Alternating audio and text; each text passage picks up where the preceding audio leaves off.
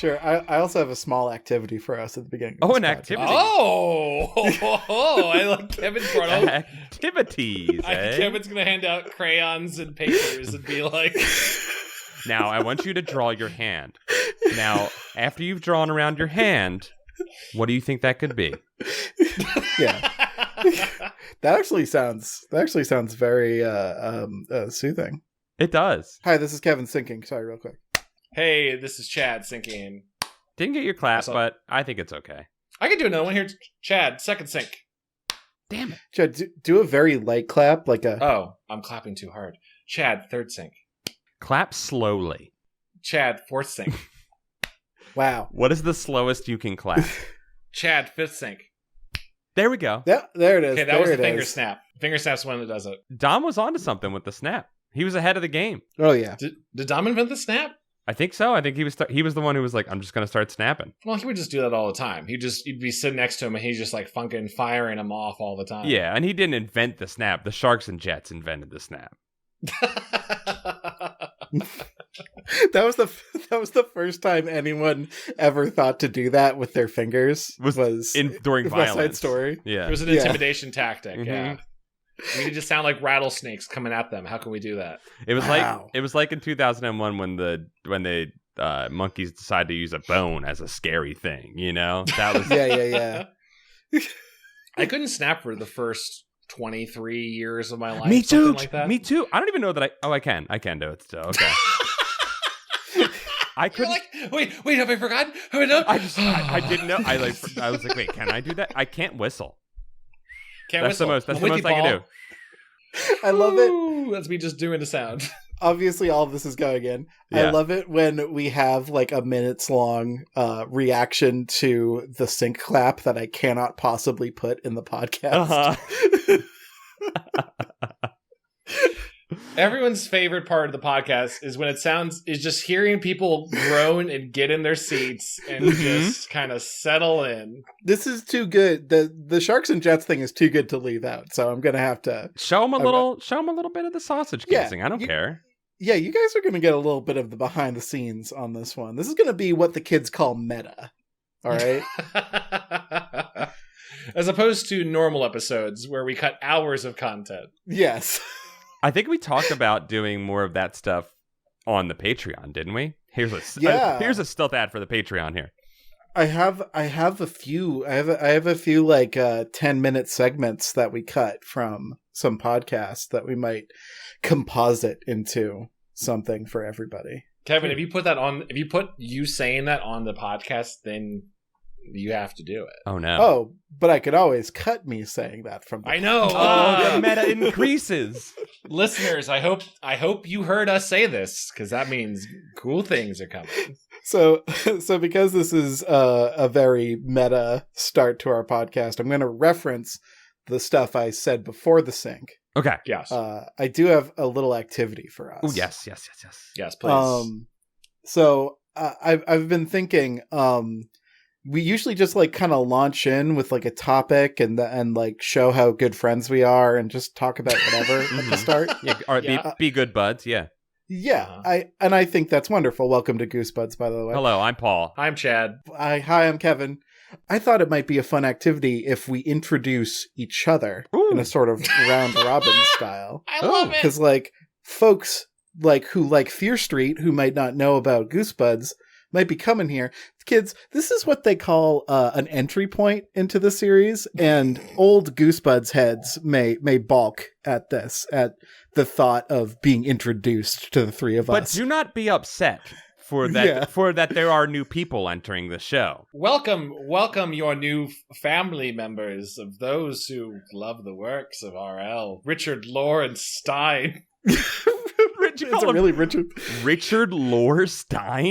Lawrence, did you all not see in the movie where his very classy name was on the book covers? Did he? Richard Lawrence? It cracked me up. Oh my goodness, is that his full name?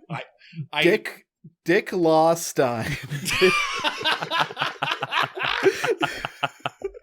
Laying down the dick law here. Laying down the Dick Law. That is his actual name, because I had to look it up and then went like, how have I done 105. I know. Not even 105. Whatever, 200 episodes considering Patreon at this point about this fucking man, and I didn't know what RL stood for. We never bothered to go to the Wikipedia and just see it. Here's the thing, though. I thought you said, and I love Dick Law. I think Dick Law is officially the canon name on this podcast for what his real name is. But I thought you said Robert Lohr. And I was like, I thought that was just a little improv you did there, calling him the Lower Man. No, I should have been. That'd be even cooler too. I distracted from Kevin's amazing exercise. The exercise. I think you merely added to it because introducing R.L. Stine as the phantom member of this podcast is conceptually delicious. He's always with us. We sat on a dinner plate every time. I was going to say he's been on every... Well, he has been on every episode because even the ones that we weren't doing R.L. Stine produced project, we still compared it to R.L. Stine. Yeah. And his body of work. And his body of work. And he listens to this. Like, come on, R.L. He does not like us. We are being blacklisted from Hollywood at this moment because of this podcast. Yeah. I think we are.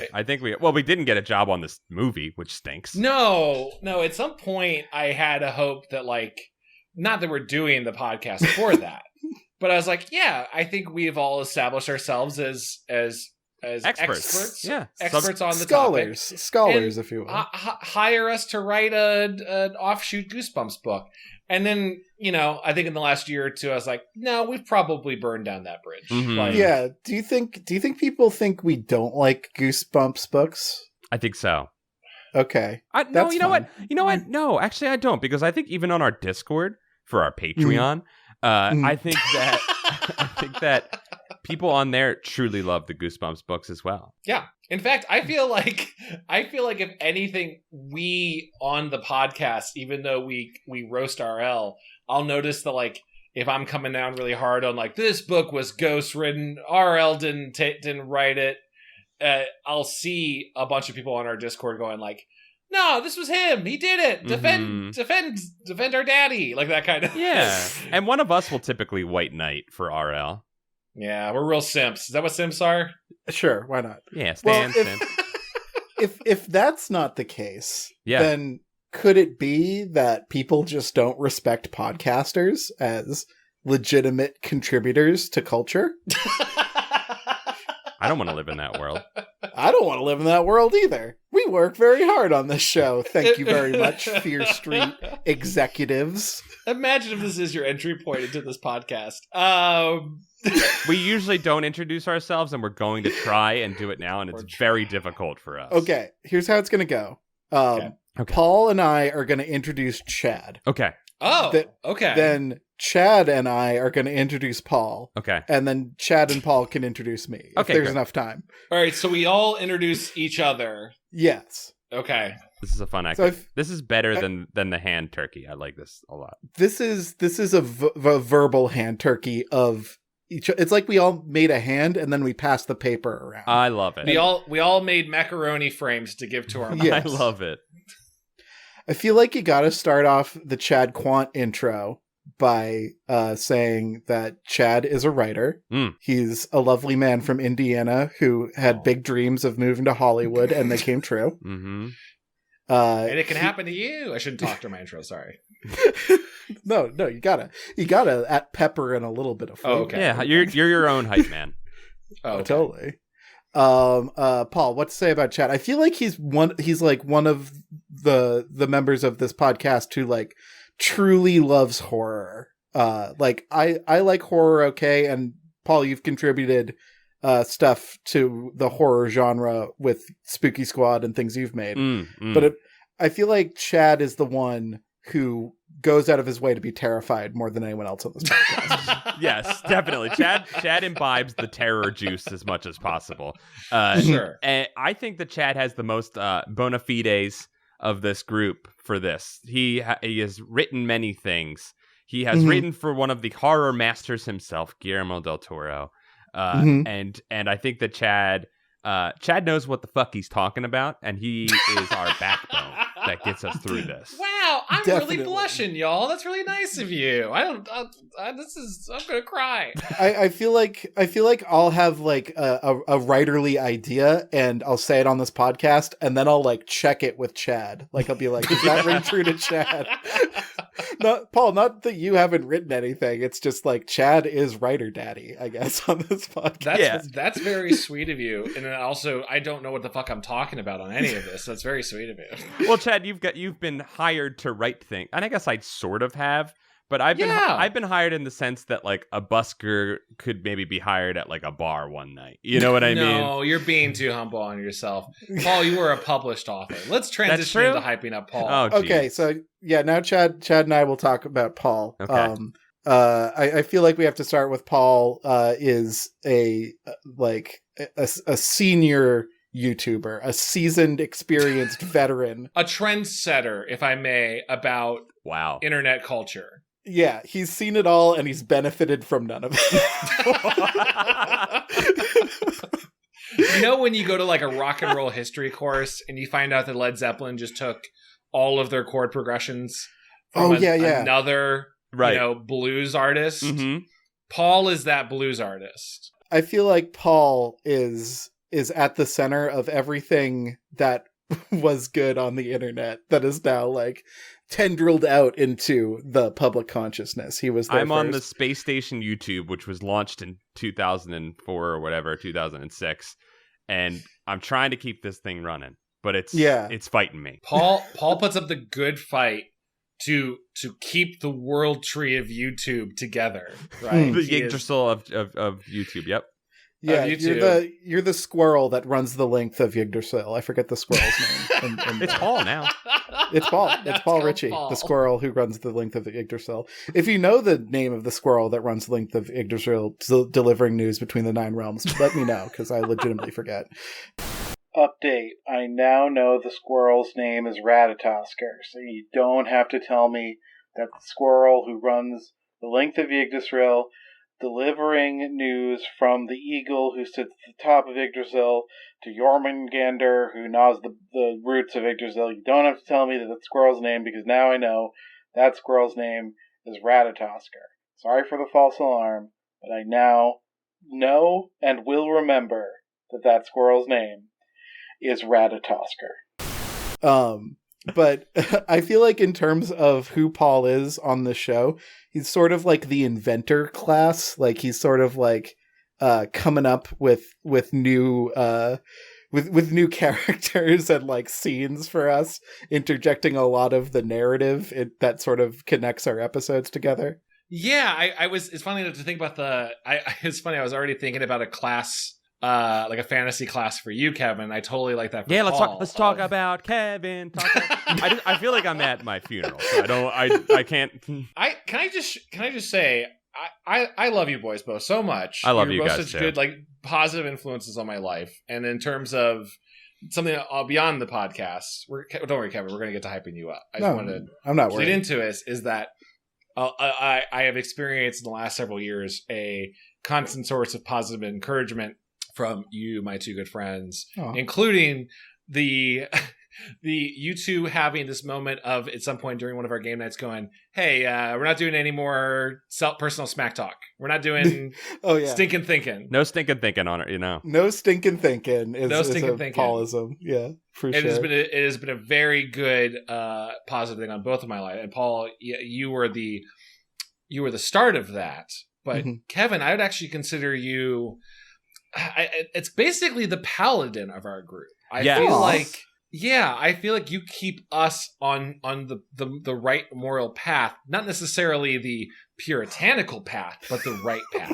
Right, and I think whenever there's a moment where a hammer blow must be struck, it is Kevin who we can count on to strike the hammer blow. If I was bit, or no, the three of us were in a zombie apocalypse. Okay. I knew what you meant. Bit. Shorthand wise, I knew instantly. Yeah. As soon as you say you're bit, you're like, oh, yes, oh, got it. Paul, I know you would do it, but I know it would cause. I couldn't do it. I couldn't do it, Chad. It'd be hard. I couldn't. Hard. You'd wait until I'm coming at you. Yeah. To give you some context, there have been 2 baby birds that have died outside of our house, and Janice had to clean them up. Oh, the baby's so sad. I know. I couldn't do it. I couldn't clean them up. Jen had to do it. Jen's a good farmer. Jen is a great farmer.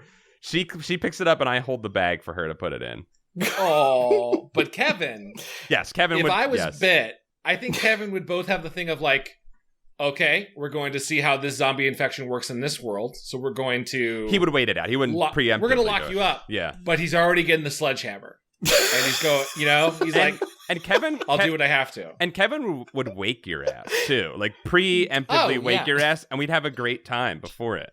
Oh, yeah. No one would mourn you harder than me if should you be bit, but that makes you the right one to do it. Yeah, mm-hmm. Yeah. He would take the responsibility seriously, and the after effects you would take seriously as well. And Kevin, this is all making you sound as if you were purely a workhorse. But I also believe that you are a lord of whimsy, and you bring a lot of whimsy to this podcast. Mm-hmm. I like that.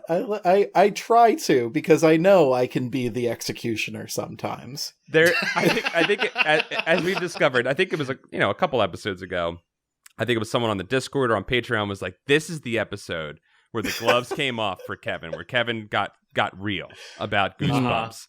And defied our fatherly instincts about the book, and you got down to business. But I think where we all goof, we all take our moments at the goof table, right? We all we all take our lashings and our lickings. We all take our lashes and lickings at the goof, which is now a thing that I'm imagining.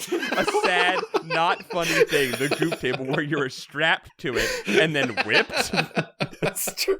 All right, boys, strap me to the goof table because I'm the clown this episode. He is. This is today's clown. But I do think, Kevin, you've done a good job of when Chad and I cannot make the final decision, you do bring the hammer down, but you do it with some goofs, and I think you do a good job. And Kevin's also, honestly, I'm gonna say techno paladin. You, despite us both, like Paul and I both having worked in the, I'd say we can both say we worked in the video game industry. Kevin, you are the creator. You're the one actually down there. You are the dreamer of dreams. Yeah, you're smelting the code together every month. I am. I'm definitely the one who like smashes everyone's video game dreams on this podcast. It's like, here's why your good video game idea won't work. Video game show and tell is where we get our negativity out as friends.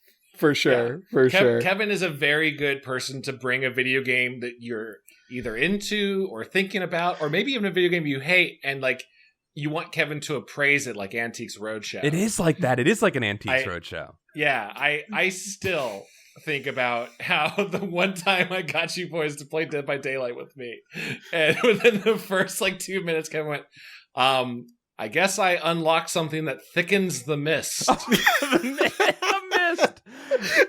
Kevin clocked the intricate system work of that game instantly. And watching you go through, there's blood points, I guess. The Dead by Daylight tutorial experience, if it can be called that, left an impression on me for sure. I loved it. This is my chance to break out of the Kevin funeral. Oh, but I do want to say, before you break out of your funeral, Kevin makes video games. If it wasn't clear, that we all talked about stuff that we do, and narrative video games, very narrative heavy video games. So I think we all have presented each other's, here's what we do that gives us some right to talk about these things. Yeah, I feel like this was useful. One, if you're a longtime listener, and the majority of you are longtime listeners of this podcast, I feel like maybe it was nice to hear us say nice things about each other and reaffirm our brotherhood before we plunge into the darkness that is Fear Street 1994. Oh man, it's dark. But if you're new here, that's our general deal. And we're very good friends, and we may have some words with each other. I think I don't know where we're going to fall. We never seem to be purely on the same page. Yeah, I feel like, Kevin, you and I have been oppositing a lot recently. Yeah, I feel like there's always been a gradient of opinions on each work we explore on this. Oh, real quick, I do want to say, and if you are a longtime listener and you did sit through all that, at least we got the Goof Table out of it. I love the Goof Table. Goof Table, strap me to the Goof Table, boys. Strap me to the Goof Table, boys. I got some funny jokes about creepy crawlers from the 90s. Drop me down. Whip sound effect. We're in.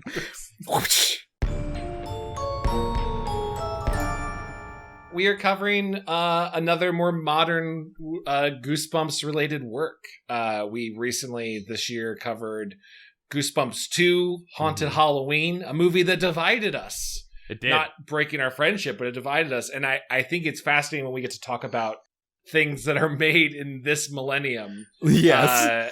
Partly because, storytelling conventions have updated. What's in the fashion? What are considered faux pas have changed. Yep. And as Paul asked earlier today, fine with me sharing this in the podcast, you're like, Chad, do you ever get self-conscious about us talking about something that modern that people that we may work with someday made? I'm like, yeah, I think about it all the fucking time. It's gonna be an awkward writer's room when we walk in there one day and we're like, yeah, you definitely listen to our podcast.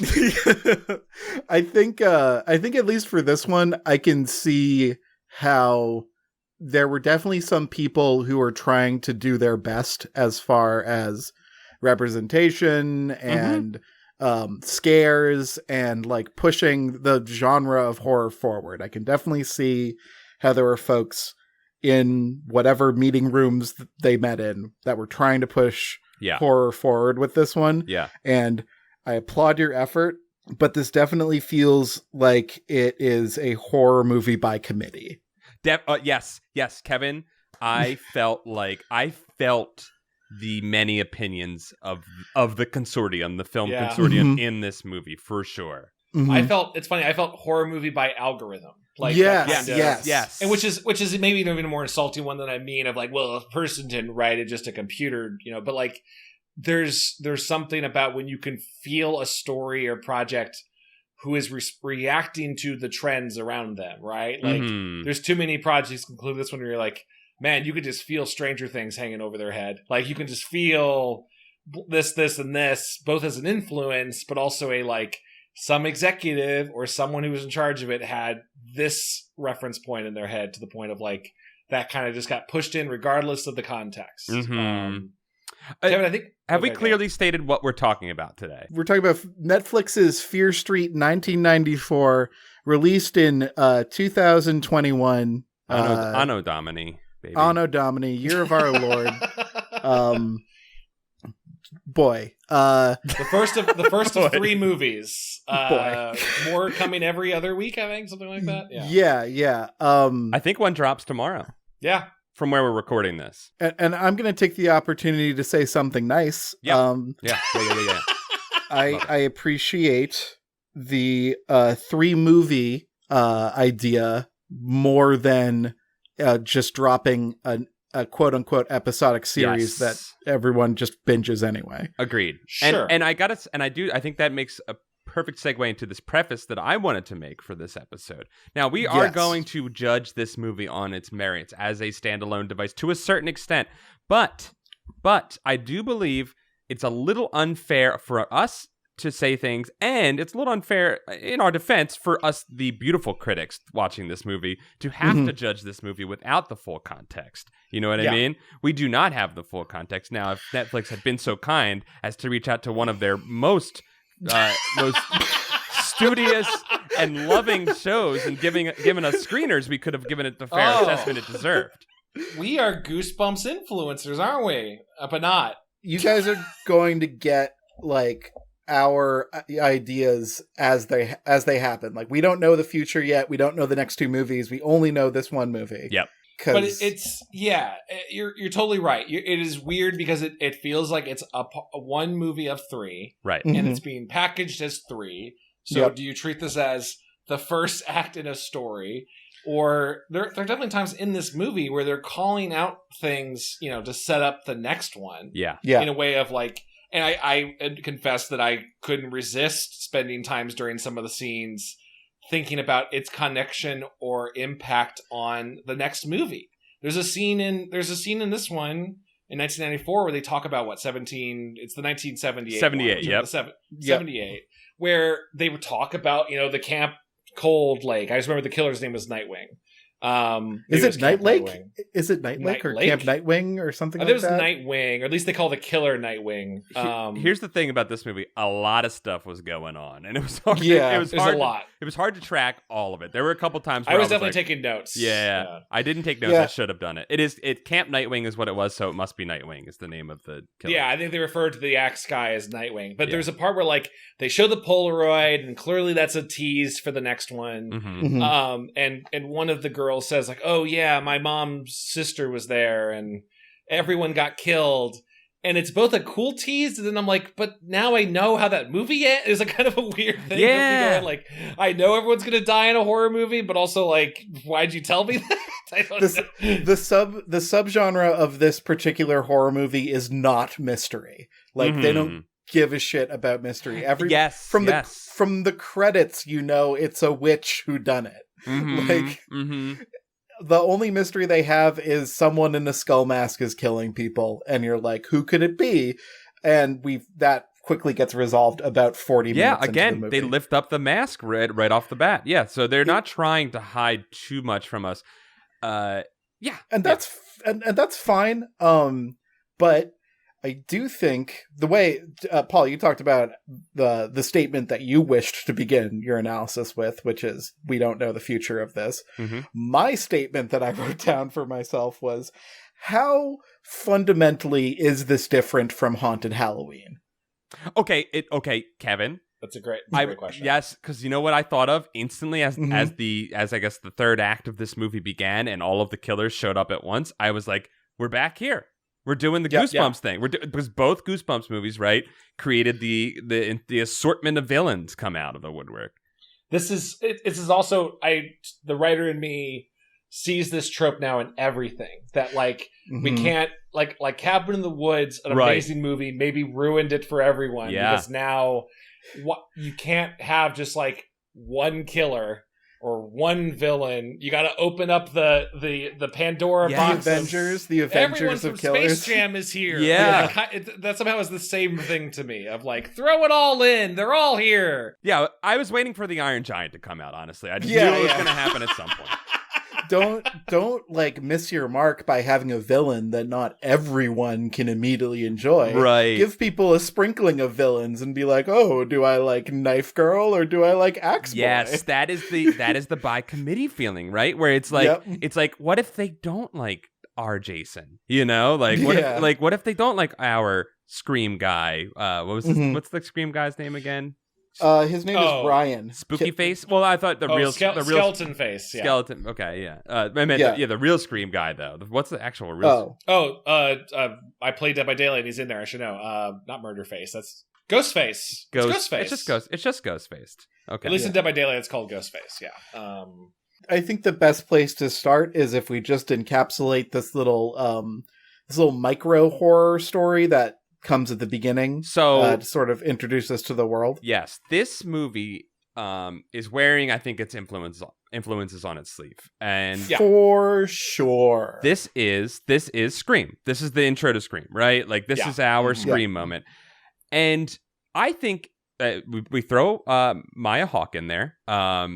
You know, it's Netflix, so they're pulling out some of their heavy hitters. Maya Hawke's up there. Get that Stranger Things in there. They gotta get that Stranger Things. And as we saw in the next one, there will be another Stranger Things connection to this movie.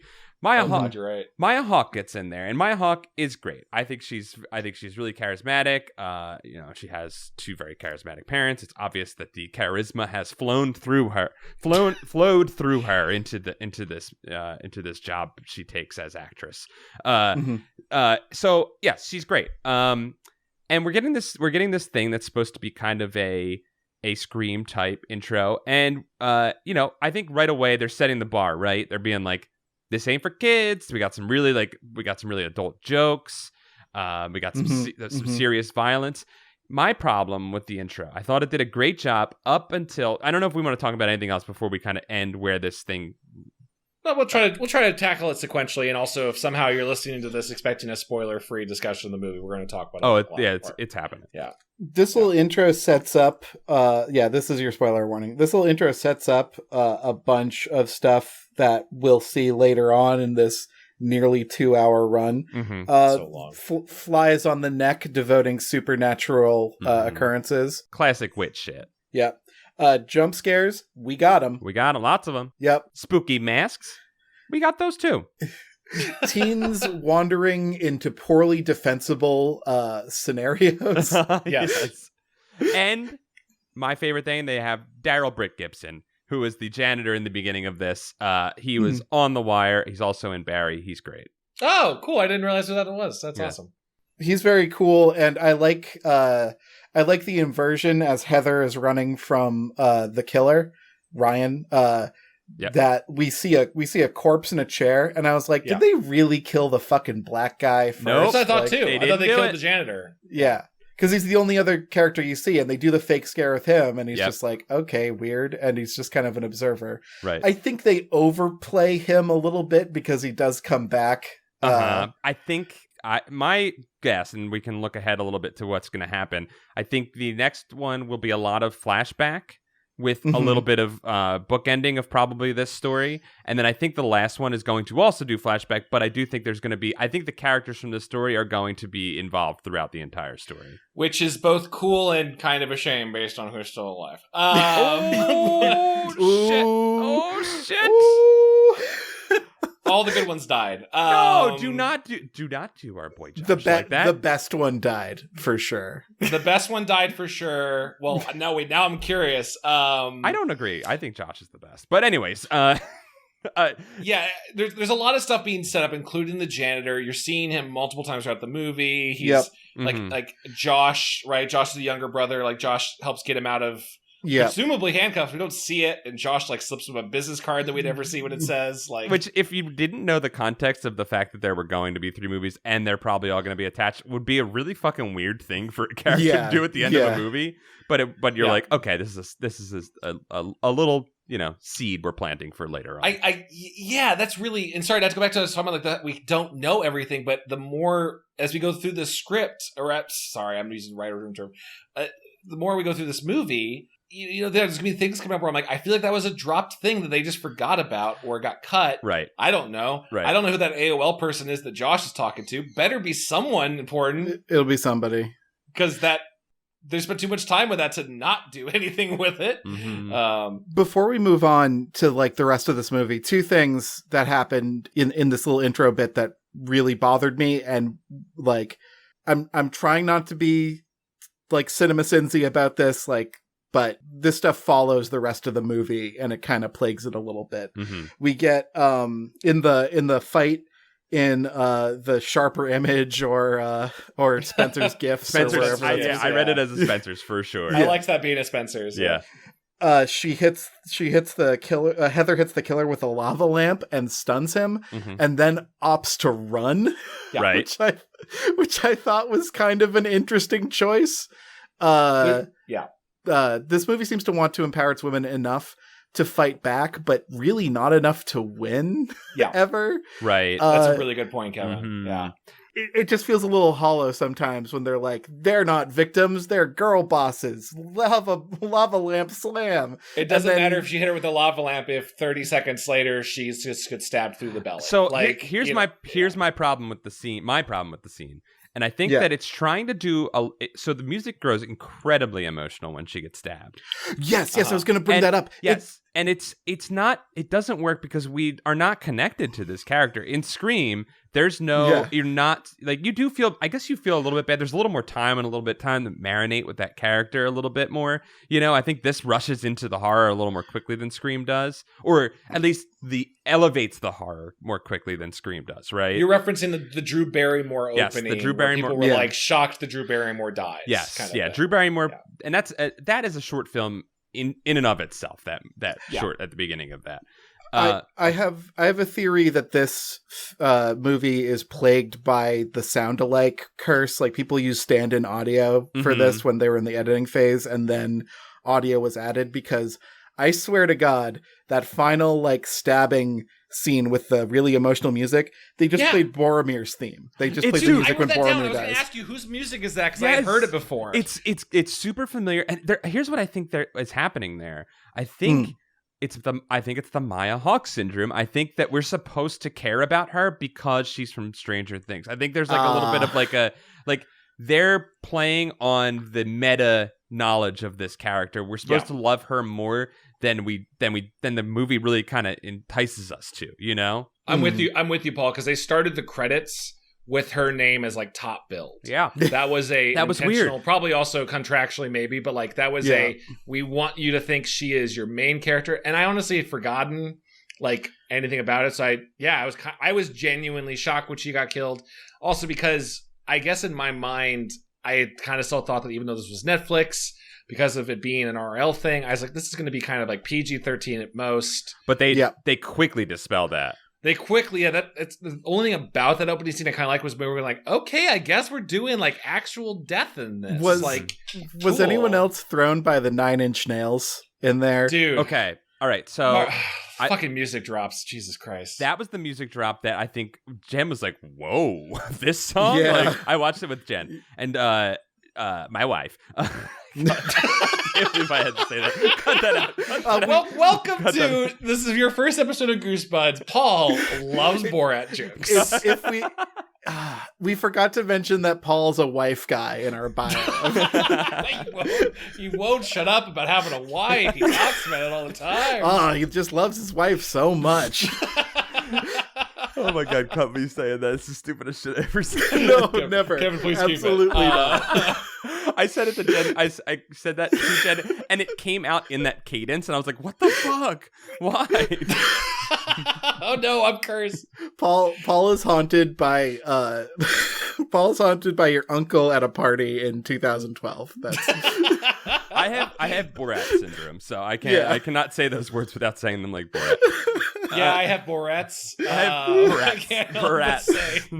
Borats. I love it. That was so. The music drop that made you talk to your wife was the 9-inch nails. She instantly she was like, oh my goodness, and I think that was like intentional, right? Like, I'm gonna fuck you like an animal is coming at you right away, that was, right?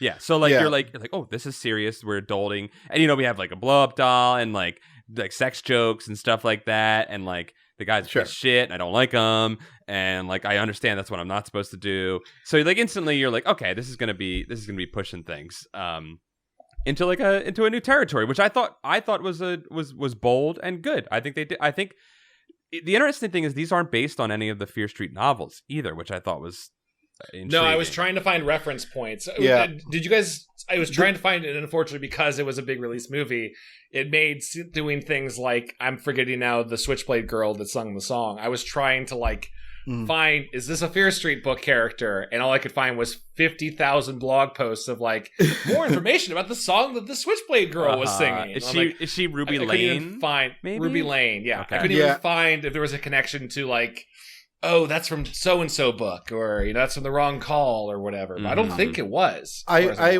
went in I went in raw to this. I didn't look up like anything Fear Street. I've never really interacted with Fear Street much. I just decided that I'll just accept this for what it is. So I have no clue. I knew about the witch because when you guys did a Fear Street episode of the podcast when I was just the editor for this. Yes. Well, clearly not just the editor, also a friend and confidant. But I looked up the Fear Street vibe, and yeah, it has a lot to do with Sarah Fear. Yeah, Sarah Fear she is a through line through it, and I think we should say as a Goosebumps podcast, we have read a couple of Fear Streets, and I think Chad, if I remember correctly, we liked all of the Fear Street books. Yeah. I read. Oh, I pointed at the screen when the very first one you see in this bookstore that she works at. Was that the phone one?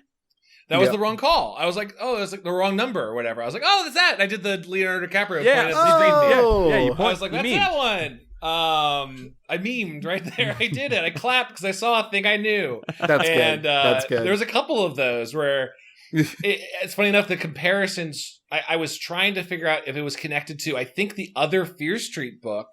There was an interesting parallel to a few scenes later of when they disturb Sarah Fear's grave, yes, which I think was one of the ones we read, right? It was awesome. The cheerleaders one has the incentive that like there's a car accident or thrown out of the bus. Oh my God! The cheerleader lands in Sarah Fear's grave, like basically incurring her wrath. And then, but I was like, I don't think that's supposed to be a direct reference to that one. I think it's just a quinkydink, as far as I could tell. It was hard to pinpoint how much felt like the same way the Goosebumps movies have been. Do you get it? It's the abominable snowman. Right. Also, we have globe snowball witches for some reason. Like, right. It was both references and not. Let's loop back to the music. Yeah, I want to loop back to the music. Fucking drops again with the movie by committee feeling. This has the music drops. Jen and I were flipping out because there's so many good music drops in this. It's incredible. It's incredible. It's hit after hit. But they're like daisy chaining them together in this weird way, which I'm like, which it feels like the music was really trying to do a lot of heavy emotional lifting through the beginning of it to like propel us through the like kind of, you know, plotting out that they're doing, right? The little bit of like characterization or the bad thing that we don't like. The writers exposition, the E one, sure, the E word, a little bit of exposition, which they hit you pretty heavy. Did you guys pick up that one town, Shady Side, is the bad town and the other side is the good? Oh my god, I did pick up that Shady Side was perhaps not as economically strong or safe as one other side. It was a subtle note running throughout. But I think what really drove it home was the Shady Side sign that said Shitty Side on it. I was like, now I get it. That earlier moment, like with the title sequence after the cold open, which at that point I'm like, all right, I'm interested to see where you guys go with this. Like, you're willing to kill off some characters. It's even though it's just Scream, I'm down. Like they hit you with a radio play of like newsreel footage it started to become comedic. Mm-hmm. It would be like, another 30 people killed in Shady Side. Right. Boy, this town can't get anything together. Meanwhile, Sunnyvale invents electricity. It was just back and forth. It was like, I get it. One town is doing well, the other one isn't. I understand. It's not a bad thing. Like, I think that can be a cool idea, right? Like, one town is cursed. It's Eagleton, right? Yes, it's Eagleton and Pawnee for sure. Yeah. But nothing fucking comes of it. Well, and Kevin, I agree with you, and that was a point that I thought of. But then I kept thinking, oh wait, there's three more stories. Because here's what Jen called. I mean, and I think it's relatively obvious that the sheriff and the mayor are going to be involved in some way, right? Like, sure. Yeah, the sheriff is definitely going to. Sheriff Good is definitely going to be. Wait, his name's involved. Sheriff Good? Oh my goodness! You didn't pick that up on it? Yeah, I didn't pick up on the Sheriff Good. I think I remember that name from the Fear Street books we've read. I'm like, oh, you're gonna find out the Good family was tied to the Fear family. Fear family, and like one of the towns. Sunnyvale's tied to someone who made a pact with a demon or whatever. I think my problem with the Good name was that I kept looking at his face being like, that's just BJ Novak and Jake Gyllenhaal smashed together. BJ Novak. I was like, yeah, they got Ryan. He is. I had that same thought. He is pretty dreamy for a racist cop, I gotta say. Yes, he is. He's a pretty good. And his brother too is such a young mayor. They're both incredible. So like, I think there's. Oh, I didn't even connect. I didn't even think about that. Oh, is it Mayor Good? Oh, okay, Mayor Good. Yeah. There's some cursed shit going on there with those two. Before we get too far away from the music, one more time. Kevin, you're gonna have to help me out here, because Kevin, you yourself watched a YouTube video recently that was about Shrek and when to use licensed music in a work. Awesome. Mm-hmm. And you holding up Shrek as an example of doing it right. Okay. Sure. Because Shrek has a very strong soundtrack that's mixed up with an orchestral score. But what they do with that is when characters are having a moment, they go to licensed music. And when the world is like imposing things on a character, they go to a more orchestral Disney-like theme. That's interesting. Okay. That video is called Why the Soundtrack to Shrek is Actually Genius, and it's by Sideways. So check that out if you want to learn something. And I thought this actually hit that balance pretty well if it was a little obvious with its track choices. Right. Like when teenage girl is feeling sad about having to dump her girlfriend, spoiler, she listens to Creep by Radiohead. Yeah, that's an incredible song and great for the moment. You know, like 1994. Hell yeah, you're in it. I don't know if I actually wrote down that one as the one that was like, I don't know if I could do this, because it was the music drop I wrote down was early on. They are assigned, like, you're all going to a mandatory mourning because more people died. Mm-hmm. Yep. And Deanna, the main character, pretends to shoot herself in the face. Deena. And Deena, we get 5 seconds total of Insane in the Membrane. Barely enough for the song to reference. And then it's as Deena's getting on the bus. Mm-hmm. Yeah. And then she sits down, puts on her headphones, and Creep just starts. And I was like, what are you trying to tell me? What are you trying to say with this scene? That was the most egregious. That was the most egregious musical moment right there. Maybe it was the Game Boy and the metal detector, or some other of the 1090s, or the AIM sounds, right? From Josh, her brother. But I feel like, or the title of this, I feel like this took place in the 90s. I feel like that was another thing that they were maybe trying to sell me on. When we showed up to high school and Machine Head was playing, I felt like we knew where we were. The only part that felt genuinely 90s to me was Josh's room. When he's listening to Iron Maiden, I believe, while playing. Was it Iron Maiden? I thought that was Zombie. I thought that was when Zombie was playing while he's playing Genesis. He's playing Sega, which proves he's in the bad side of town. Like, whoa, hey, I mean, You're right. And I had a Sega, and I felt like I was on the right side of town, but I definitely was not. Sega is counterculture, like.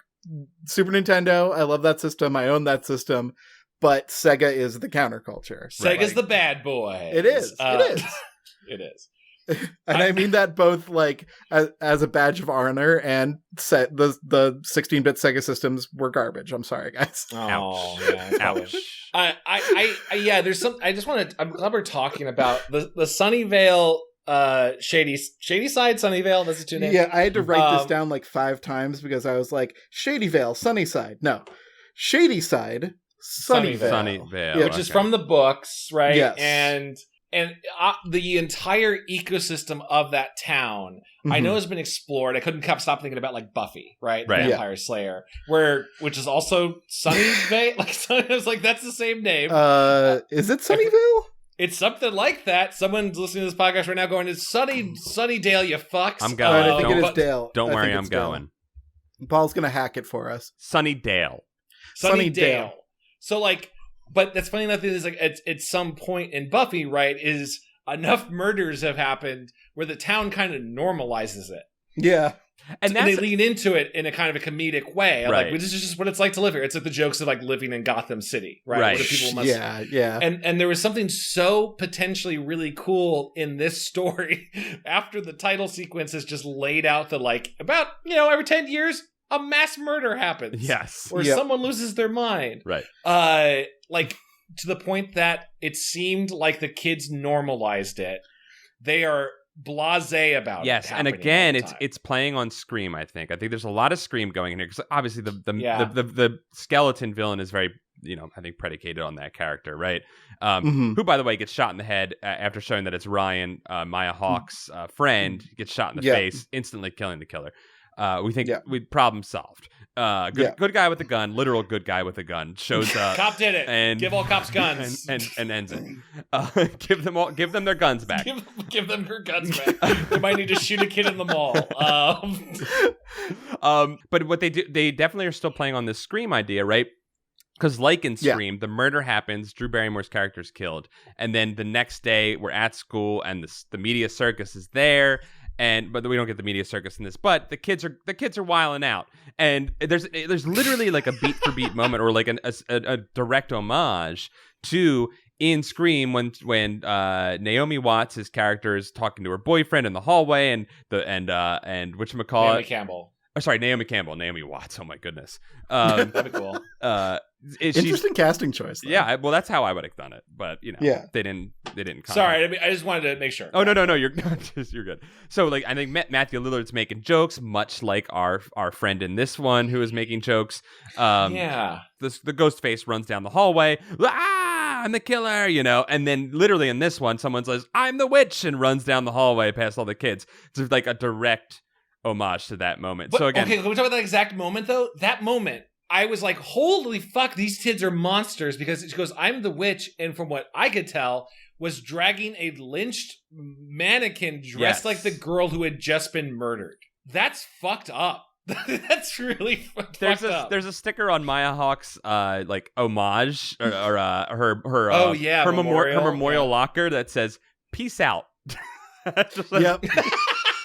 Well, like I think they really struggled to hit that balance of understanding high school kid motivations in an underprivileged part of the America, and just being like, high school is awful, everyone is their worst self, no one is likable. Yes, it's a very nihilistic view of high school for sure. I felt, a lot of it felt callous, right? Like, and her two friends are Kate and Simon, right? Yeah. Yes. So let's run down the characters really quick. Okay. We have our four big players, our Scooby Gang, if you will. Mm-hmm. Yeah. Is Deena, our main character, Sam, her love interest, Josh, Deena's brother, who is just young Black Mulder, is basically his character. Yeah. He literally has the board. He has the conspiracy board. The indoor kid of the group is Josh. Right. It's like I literally said "come on" to my fucking computer screen when he pointed at his fucking bulletin It was a board. little much. It was so much. I said come on when he was walking down the hallway. It went up, down, left, right, BA start. Yeah. What does that mean to you, Josh? That's before the sex scene, dude. Like, that's not even like him just saying stuff to himself. That's before he's like about to like have a sexual encounter in a bathroom with another character I'll name later. Yeah. But like, he just says that to himself like it's what I pictured was the Catholic cross, like you cross yourself. Yeah. Before. I feel like it was like a mantra or something to relax him. It was a little much, but you know what? Having been a weird nerd, I'm okay with it. I was pissed off at that because it was completely contextless. It was fucking. It was like. It was like if he quoted a Control-Alt-Delete comic or some fucking garbage. It just made me. He had said, like a Penny Arcade comic, I also erode the human soul, or whatever. Like, don't worry, it's just something I say to calm me down. Don't This isn't a correction. It's just kind of a shout out to Chad for bringing up a line from a 2003 Penny Arcade comic. Like, a legitimate quote from 2003. At the time of recording, 18 years ago, more than 18 years ago, almost 18 and a half years ago, this line, I erode the human soul. Some play tennis, I erode the human soul. You have to respect Chad after that. Come on. I get it, and I get it's almost part of the nostalgia that we're flashing back to a time where nerds were not in vogue, right? Because literally everyone picks on Josh. Like even when he uses his nerd awesomeness to get them free candy, Simon makes fun of him, and I was like, "Fuck you, Simon! He just gave you free candy." Kate and Simon are our other two characters. Kate is selling drugs for reasons. She said she's raising money to get out of town. Right. Okay. She's taking prescription drugs from the nursing home or the hospital. Yeah. The hospital. Opioid crisis, the cause of and solution to all of America's problems. But Kate is also a cheerleader who is valedictorian and a babysitter, including a scene that we don't need to talk about much, except for I guess she's babysitting two kids, and they're only there so that we can see that she has them sorting her drug bags for her. Right. Yeah, it's 4 bags. Ways. Just do it, Kate. Again, right. It wasn't that many drugs. It really wasn't. Yeah, like, here's the thing. These people, and Simon is our fourth character, who is the... He's Shaggy. He's Shaggy. Yeah, he's the Shaggy. Yeah, he's Shaggy. And I think the problem is they're all presented as kids that are struggling to get by, right? Like that's the vibe that they want to get. You want to take from this, right, is that they're all on the wrong side of the tracks. And they're all struggling. They're all working. Like, Simon says he's working a double. And I'm like, when did you have time to work a double? You're in school. And I guess that's the point. Like, everything's a little more heightened than I was expecting, right? Like, everything's a little more... Yeah, but it's not like Riverdale. No, where it's not to that level of camp, right? Yeah. It's very... It feels... This is for us, right? Like, they're making this for 30-year-olds, I think... right? Because Zoomers don't give a shit about the 90s. They don't care. They're not nostalgic for it. They don't know it.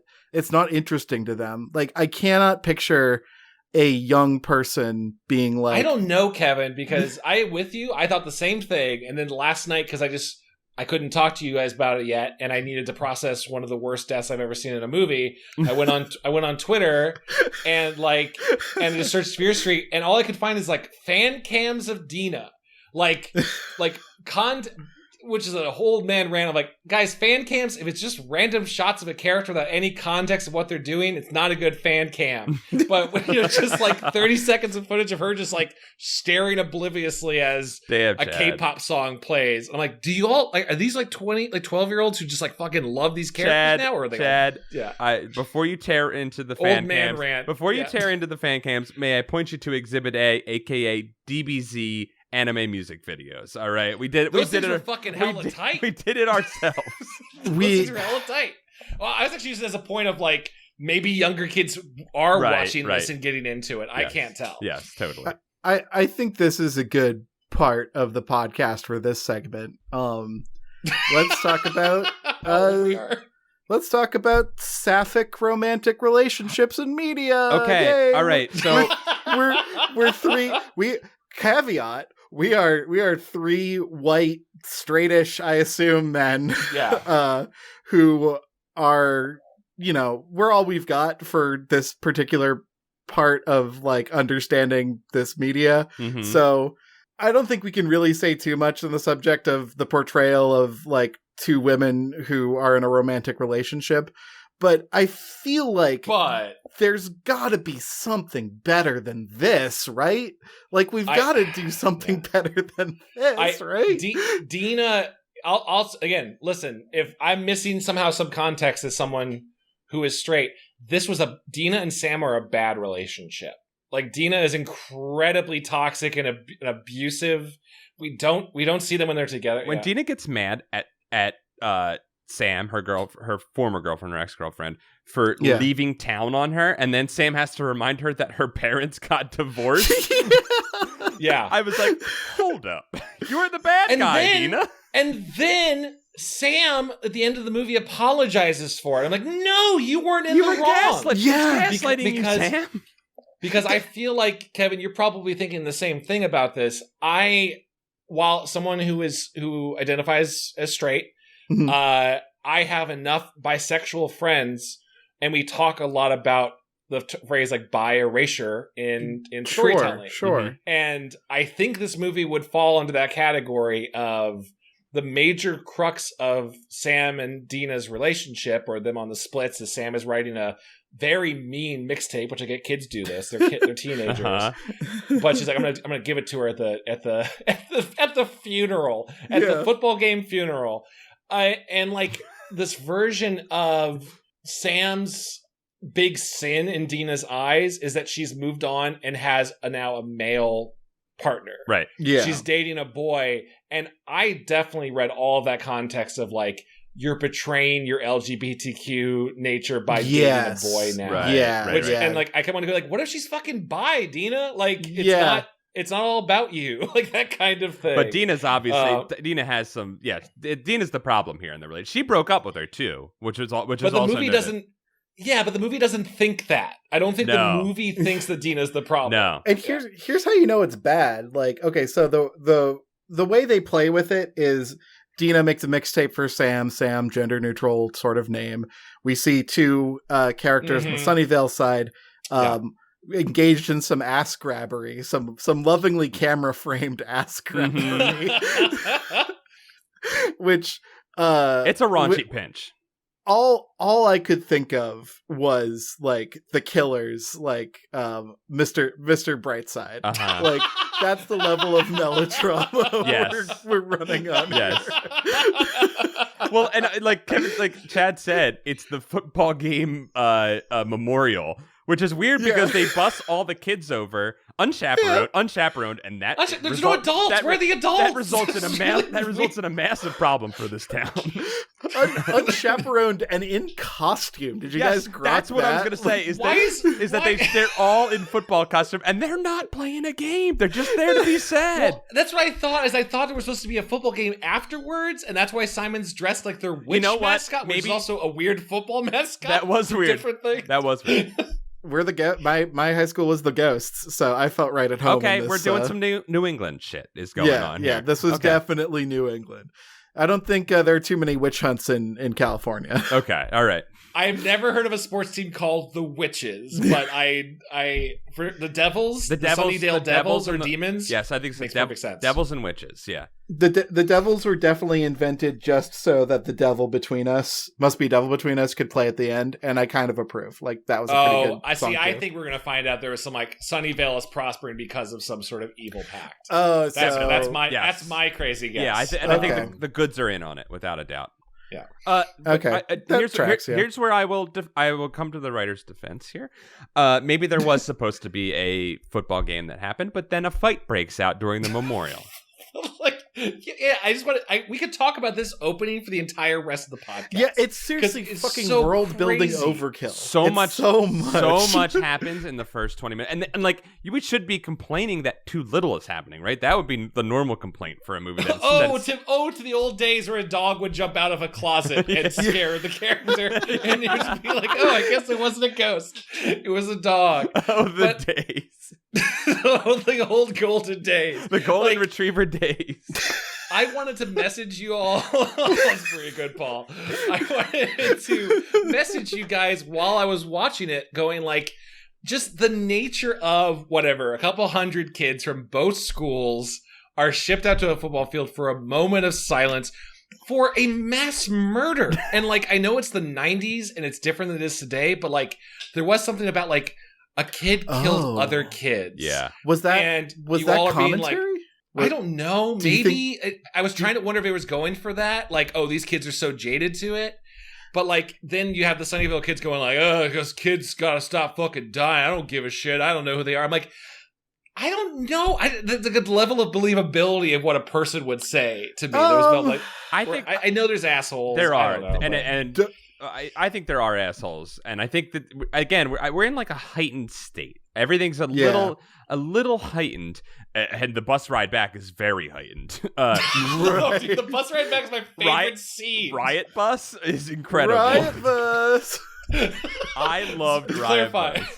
Riot Bus is my favorite part of the whole fucking movie. Me too. I wrote down so many notes about it. But this is after a full-blown riot has broken out during a memorial service. That felt like the deepest homage to like a Riverdale type situation, right? That's sure. That felt like a Clone High homage. Yes. You see the pool? They flipped the bitch. they were riding on a collegiate level. It was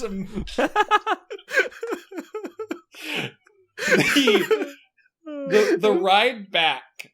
I loved because.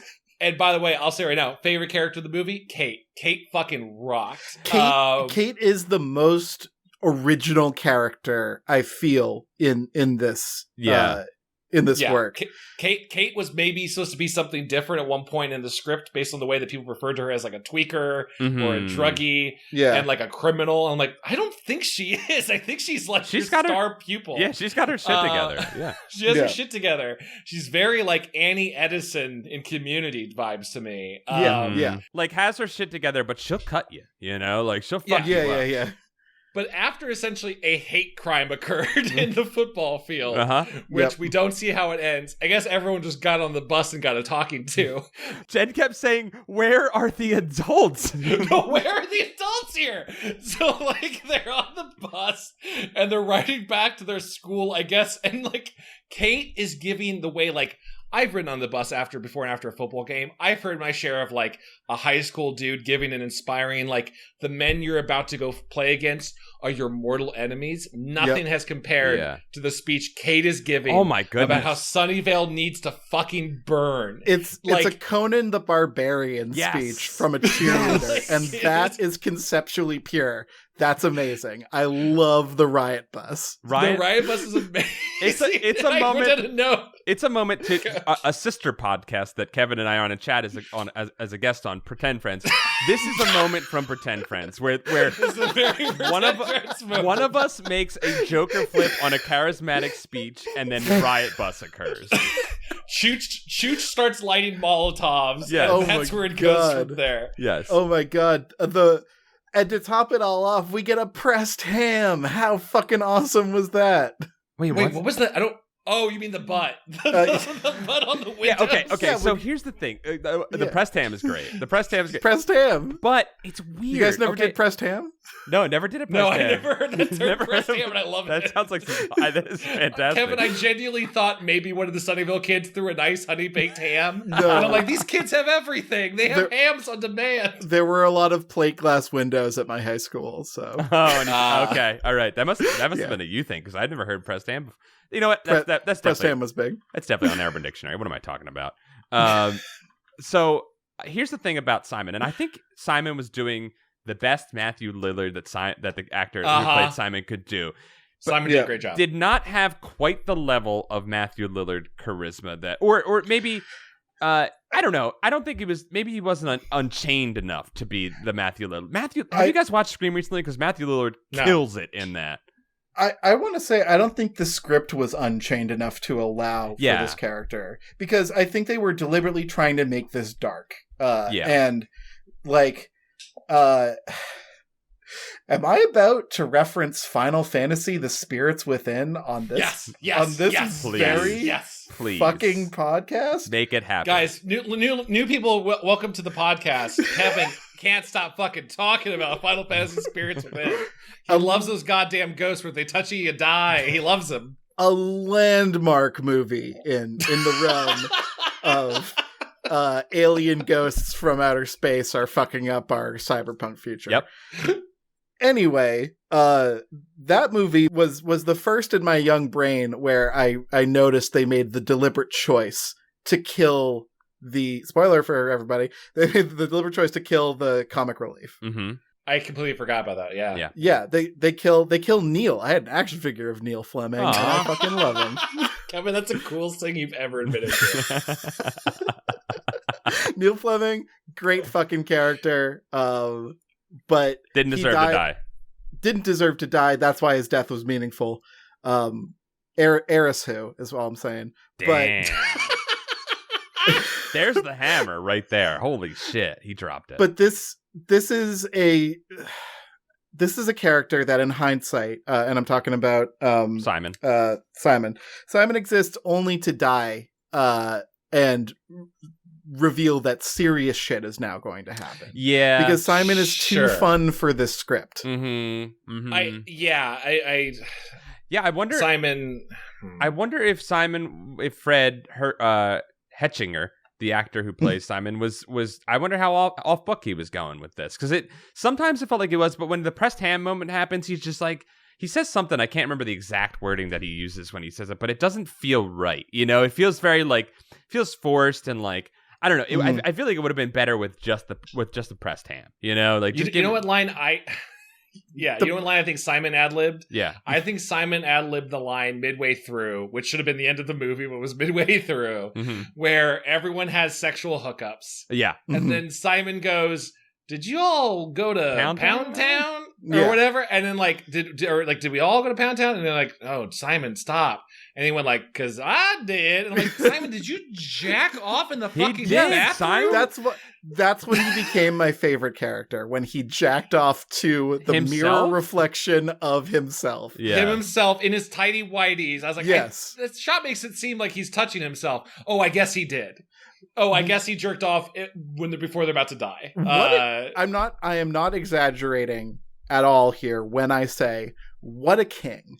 Like the self-love he exhibits and the supportiveness to his friends. I was like, okay, is he just like does he just not consider sex at all? No, he do. He's just perfectly happy with himself. Simon loves himself. I've never seen a character in any work that was just like, I'm just doing me and I'm enough for myself right now. Mm-hmm. Yeah. Mm-hmm. Simon broke the trope a lot. Because at first I was kind of expecting Simon to be like, Simon's either going to be kind of the cliche like gay best friend of Kate, or they're dating and I haven't picked up on that yet or something. And then like it's like, oh yeah, Simon's just going down he's going his own way. Simon didn't always work for me, but the Simon gag that absolutely worked for me was when they go to Simon's place of work, which is a supermarket, and he's walking past the wall of Employee of the Month photos, and it's all the same photo of Simon. That worked for me. That gag got Jen and I. It was a good one. He's doing great. That's great. Like, I just think he's too much fun for this movie, and there's probably a Simon cut out there. I think he released the Simon He didn't cut. mesh. Yeah, his stuff didn't mesh with the tone of the movie, and and not that Matthew Lillard's goofiness really. Matthew Lillard's does mesh with Scream, because Scream is a self-aware meta-narrative, right? And I think Matt Lillard's like level of Simon that he's doing in that, it works because the whole movie's sticking its tongue out of its mouth, right? And being like, I'm just making fun of the stuff that you all love, like I'm just playing with the all the strings and stuff like that. And Simon is that level of self-aware in a movie that is not intending to be self-aware about itself. No. So Chad, I want to check this with you, because when you write a script with lots of characters that have like different needs, like they need like maybe a little extra supervision or whatever, like are there writers specifically assigned to single characters? Sometimes like in a serialized story, we definitely will do things of like, hey, I'm trying to think of a show I could reference, something I worked on, where like, when I worked on Wizards, we have the talking cat Archie, and everyone loved Archie, but it became very easy to like forget about him because you're focused on like the A plot. Right. And so we'd have someone like, we'd always either have a sign that says like, don't forget about Archie.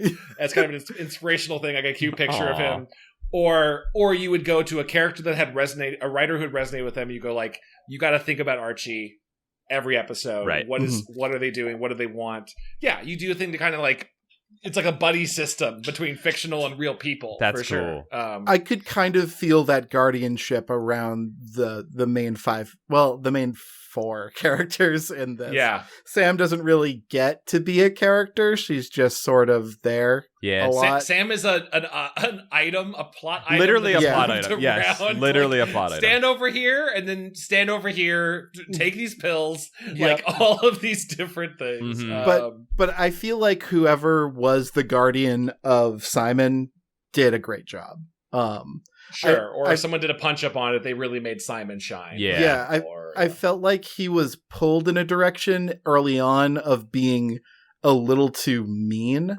That's the problem. I think his humor comes off as mean and callous, which I think a lot of the kids feel a little more callous than they should.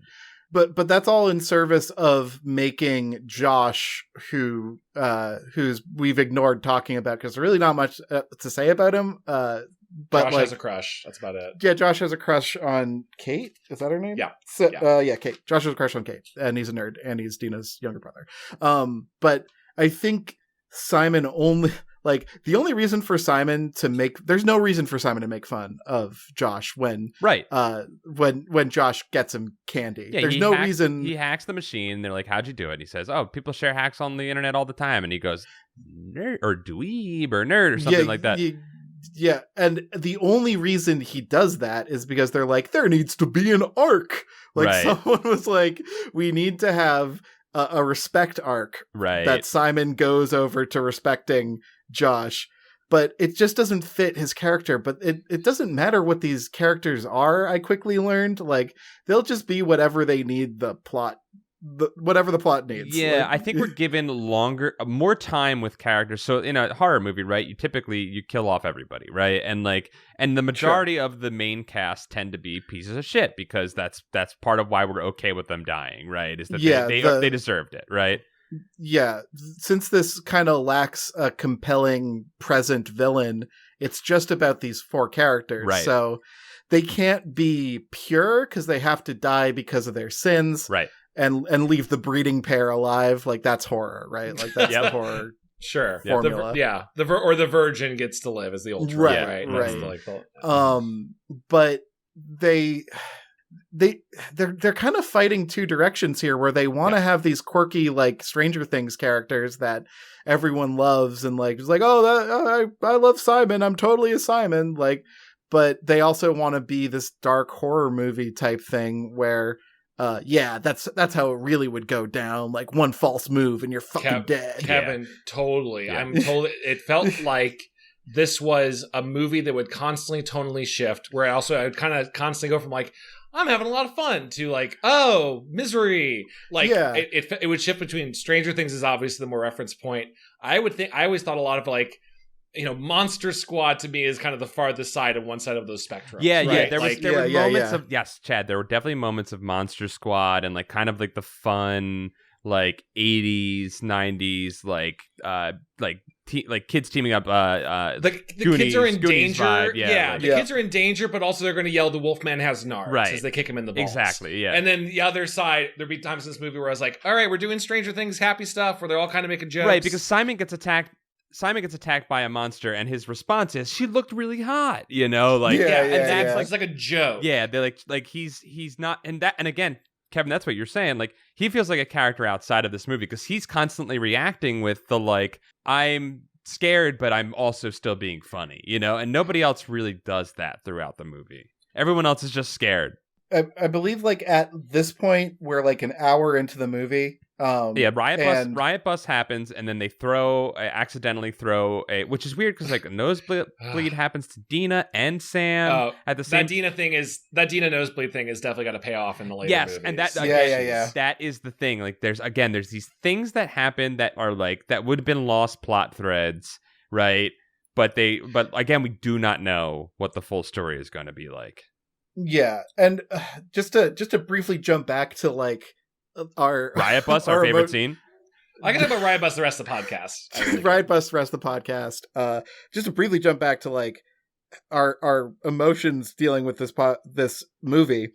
I wrote down, is this how folks feel about anime? Like when you haven't watched anime for a while and you see a really fucking anime-ass anime and you're like, yeah, that's anime. And I guess I am sort of talking about Demon Slayer at this point. Right. But it's like that is, for a lot of people, Demon Slayer is great because it's just like all the stuff they know about anime like shoved into one sausage casing. Right. And for me, I'm watching Fear Street 1994 and I'm thinking, this is just all the stuff people expect to see in a horror movie shoved into a sausage casing. Yeah. It's hitting all of them in a way that I was kind of like maybe structurally a little impressed that they were able to do it. And then around the time that I thought the movie was over, I realized it was halfway. And I'm like, oh. We paused it in the middle of it too, and I was like, whoa, there's still an hour of this bitch? Okay. I have 2 theories I want to throw out about this without any research whatsoever. And I know every time I throw a theory out, usually people listening are like, Chad's fucking crazy. Fire from the hip, baby. RL wrote all 500 books.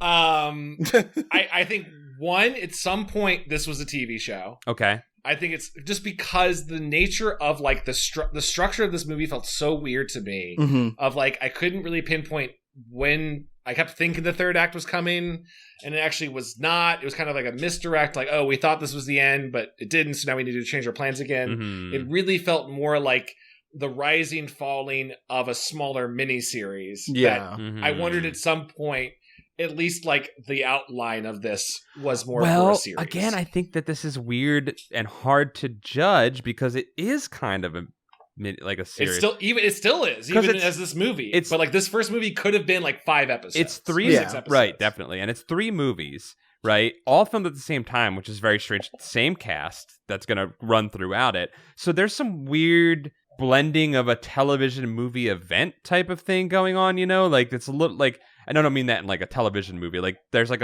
the lines between TV and movie are being blurred in this very strangely, and a way that I think is hard for us to kind of process. From at least from one movie isolated. Yeah. The other theory is that I would really like to read the script version of this, like not the translation, but like the actual ones that they had shot. Yeah, because I wonder if Kate and Simon were both on the page, or at least originally were supposed to be much more scuzzier people. Like that's like the way they react to them. Right. There's a lot of stuff of like the way it's treated at the end, of like the way that people are dismissive towards them.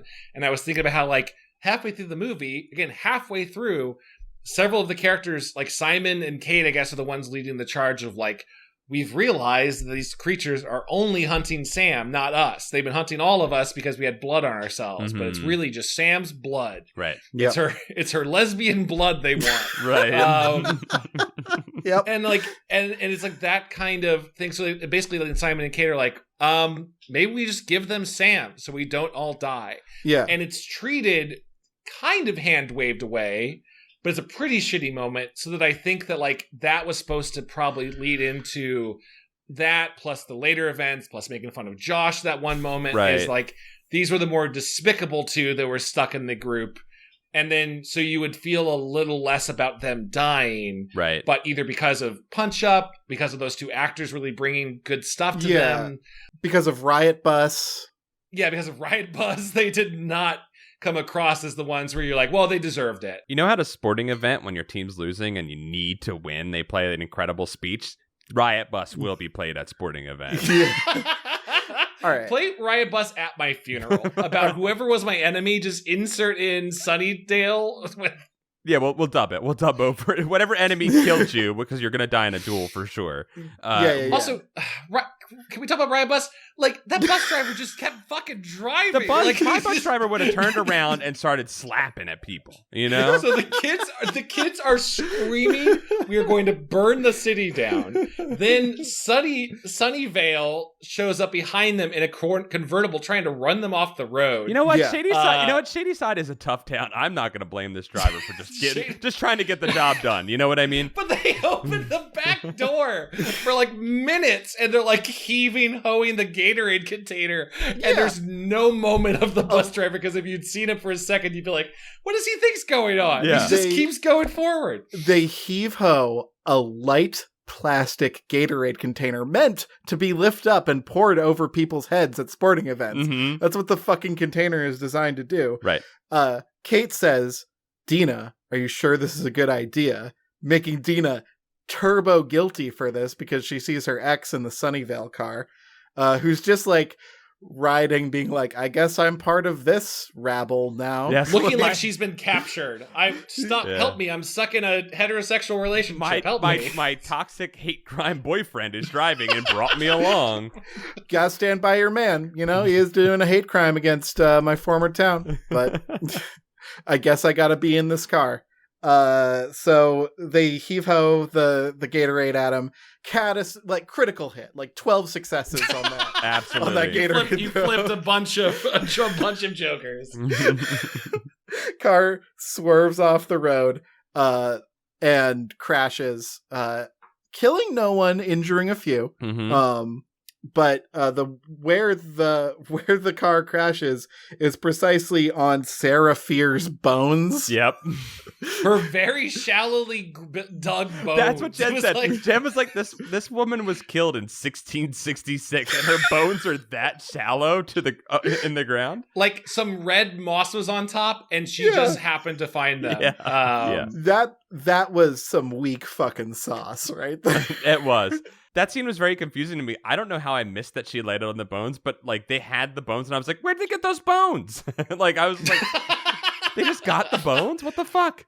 Here's where a movie about two towns that are economically and culturally divided would have been more interesting than a movie about a bunch of zombie killers coming back from the dead. Yes, and this is where it diverges, right? Like it diverges at this point, and it becomes not about the cultural and the economic divide of these two towns. They completely abandoned that premise of it. Yeah.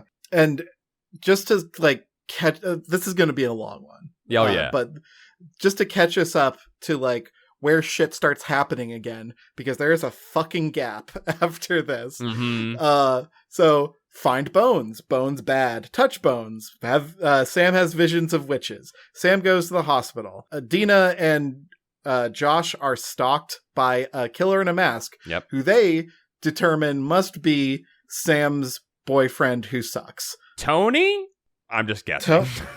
I wrote it down because I liked his Peter. Ryan is the other bad guy. Yeah. I knew it was a word that also means penis, so it was Peter. Yeah, like Tony. Yeah. Yeah, like Tony. Yeah. Kevin, cut that out. We don't want to offend the Peters of the and the our Peter and fans the of Tonys, podcasts. Yeah. Yeah. They get enough. So very callous to our listenership.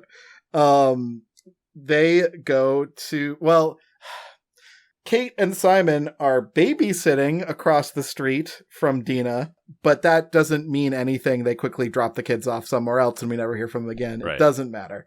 The bus driver is never dealing with the fact that like you crashed a car off the side of the road or your kids did. Nope. You know what I do love about this movie? The kids stick to their stories every time they talk to the cops. Yes. Do not divulge any information. The fact when Simon says "Eat me, pig," I was like, Simon, I love you. Simon You're rules. Great. Based and 1312 Simon. I loved it. I liked it, but you know what? I felt it was a little pandering. I was like, okay, they're definitely going for the ACAB crowd here. You're right, Paul. There is nothing punk rock about a Netflix revival of R.L. Stein. No. Fear Street. But they put in the Pixies in the movie. I do think it was pandering to millennials. Yes. Like I feel like they were like, and there must have been someone in the writer's room, at least one person who thought that even if this didn't ring the truest, this was probably at least a step in the right direction, and maybe people appreciated a more critical cop. Sure. And they like, admittedly, they do follow through on it through the movie, and they do fuck with the cops the entire movie. Yeah. Deena's best moment is when she steals a gun from a cop. I was like, that's your only good move. That was great. And then he says the outrageously weird line of, why don't you go call your boyfriend and tell him you're tired? I didn't get that at all. The cop says that? Yeah, that was very weird. I don't know what that was about, but I feel like maybe someone was like, a cop said that to me once and it's going in my thing. Yeah, right. Bad things are happening to everybody. Everyone's getting attacked or found by like random people. They decide they need to rebury the bones, right, of Sarah Fear. I want us to just spend 1 second, like half of a fucking thought on Betty. Like Betty what was Betty about? Were we supposed to know who Betty was? What was that all about? Betty was Kate's drug hookup, implying how she gets her prescription drugs to sell to kids. Other teenagers. Yeah. This movie has a habit, and I noticed it when Betty was introduced and then simultaneously killed within 2 minutes. Yeah. This movie does a lot of things of like, almost like a way you would run a tabletop campaign of a big buildup of a character that you think is going to be an NPC that'll stick around for a long time. Yes. Yeah. And then, nope, the killer got him. Hey, why was Betty a queer-coded character that was introduced like with some fanfare and just killed? It felt like there was more Betty somewhere in this movie. Why was Betty killed? Because these monsters, we learn, only want Sam's blood, and we had like the desk nurse killed as well, who is very much a black woman. And they interrupt Killing Me Softly with his song for Betty's song, and it made me very upset because I was really vibing along to Killing Me Softly at that moment. Oh yeah. Kevin, go ahead. They were skipping songs on the mixtape for sure. Yeah, we got 7 seconds. We paid for 7 seconds. We only paid for 7 seconds. This movie, and I don't want to be CinemaSins, but like this movie has its big hook is this middle kind of reveal of like after we've been chased by killers and there's probably 10 dead people in town at this point. Our running through the town has caused a wave of death and destruction of innocents who happened to be just nearby us. That they stole an ambulance and drove it through the town. That ambulance was consistent, and they left it for no reason. I would have done so much with that ambulance. The ambulance was a gold idea, and should have been a character. They squandered the ambulance for fuck's sake. That's one of those things where maybe they even if you realize that when you're writing it, you kind of just hope that you forget about it. But there definitely was a third act about we need to be able to kill this girl without the killers getting to her and being able to bring her back to life. I wish we had the ambulance still, you guys. That would have been nice. I thought they were going to use the paddles. I thought the paddles were going to be the way. Yep. No. That would have made perfect. Paul, that would have made perfect sense. You know why? Because they lay they put the seed down for the resurrection in the beginning, because they talk about Simon's brother overdosing on Kate's drugs, and they go, no, he didn't overdose. He lived. That's not an overdose. Doesn't count. Yeah. And he does the zap because he's like, brought him back. Yeah. And I was like, oh, so they're gonna do this to her and they're gonna zap her back, but then they use EpiPens, which I don't think would work. I don't believe that would. They loaded Sam up with so many EpiPens. I'm pretty sure she would have died. We're skipping so much. I know. I'm sorry. I just want to talk about like the thing you're talking about, Kevin. Of there's an inconsistency, and maybe this is being nitpicky. Maybe this is just like just roll with it. It's the nature of it. But because the movie had spent so much on this big crux of like, oh my God, they only want Sam, to the point that they make this kind of insane blood trap of Sam is going to cut her hand into a bucket of water, and then they mop the high school with blood, a lot of blood, more than that blood was not strong enough to lure the monsters, in my opinion. But to the point where like they lure the blood into this bathroom that's been set up as a trap point, and then the killers all come in and just pass by the other kids. And I get that it's supposed to be kind of creepy, like, oh, if this doesn't work, they'll just kill us right now. Yeah. But it had already been established so many times that the killers are not at all against just like killing a bystander. Yeah. Up, knife in your neck, knifing you. Like, it was just beyond the point of like, okay, so now we're just changing what the rules of these monsters are for the sake of this scene. That is strange. Because that didn't bug me in that moment for some reason. We're still flying over so much because, okay, Chad, I'm with you. Like that metaphysic of the killers are only interested in Sam's blood.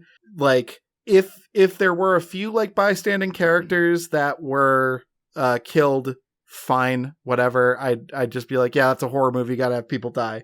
But the fact that like one of the very few explicitly queer coded characters was just fucking murked for no reason, brutally for no fucking reason, like that like makes me mad. Dude, the deaths in this movie made me mad. Like there's a point of me going like, oh, it's cool that they're willing to just kind of like set up characters and take them out. At one point in my notes, I wrote down, I thought Peter's death was fucking great because I didn't see it coming. Yeah. So like when Deena's in the hosptal being a very toxic ex, confronting her girlfriend to be like, what the fuck is going on with your boyfriend? Like he's bothering me, and like she broke into the hospital to do this and all of these things. And Peter comes in and you're like, oh no, the asshole boyfriend's back. Like, he just gets stabbed in the gut. They do like, it's a good stabbing, a good quick stabbing. That was a good fake out of like what you think is going to be kind of a major antagonist through the movie is just taken out. But even then, I'm like, Peter wasn't really in their way. But he's just like, when he dies, it's almost fun that there are killers around because we don't want to see any more of Peter. Like, we don't. Right. Sure. We're happy to see Peter go. Yeah, the screenwriters recognize that. And it seems like everyone involved is pretty happy to see Peter go. And to the point where, like, later on, Sam's like, I'm kind of happy, like, that there are murderers out tonight killing everyone. Anyway, so we go from hospital to police station. Simon has an encounter with a crying woman on the street who turns out to be a razor wielding maniac from the 1920s. Deena steals a cop's gun, which is based and amazing. What's not amazing is that she immediately uses it to save Simon from being stabbed.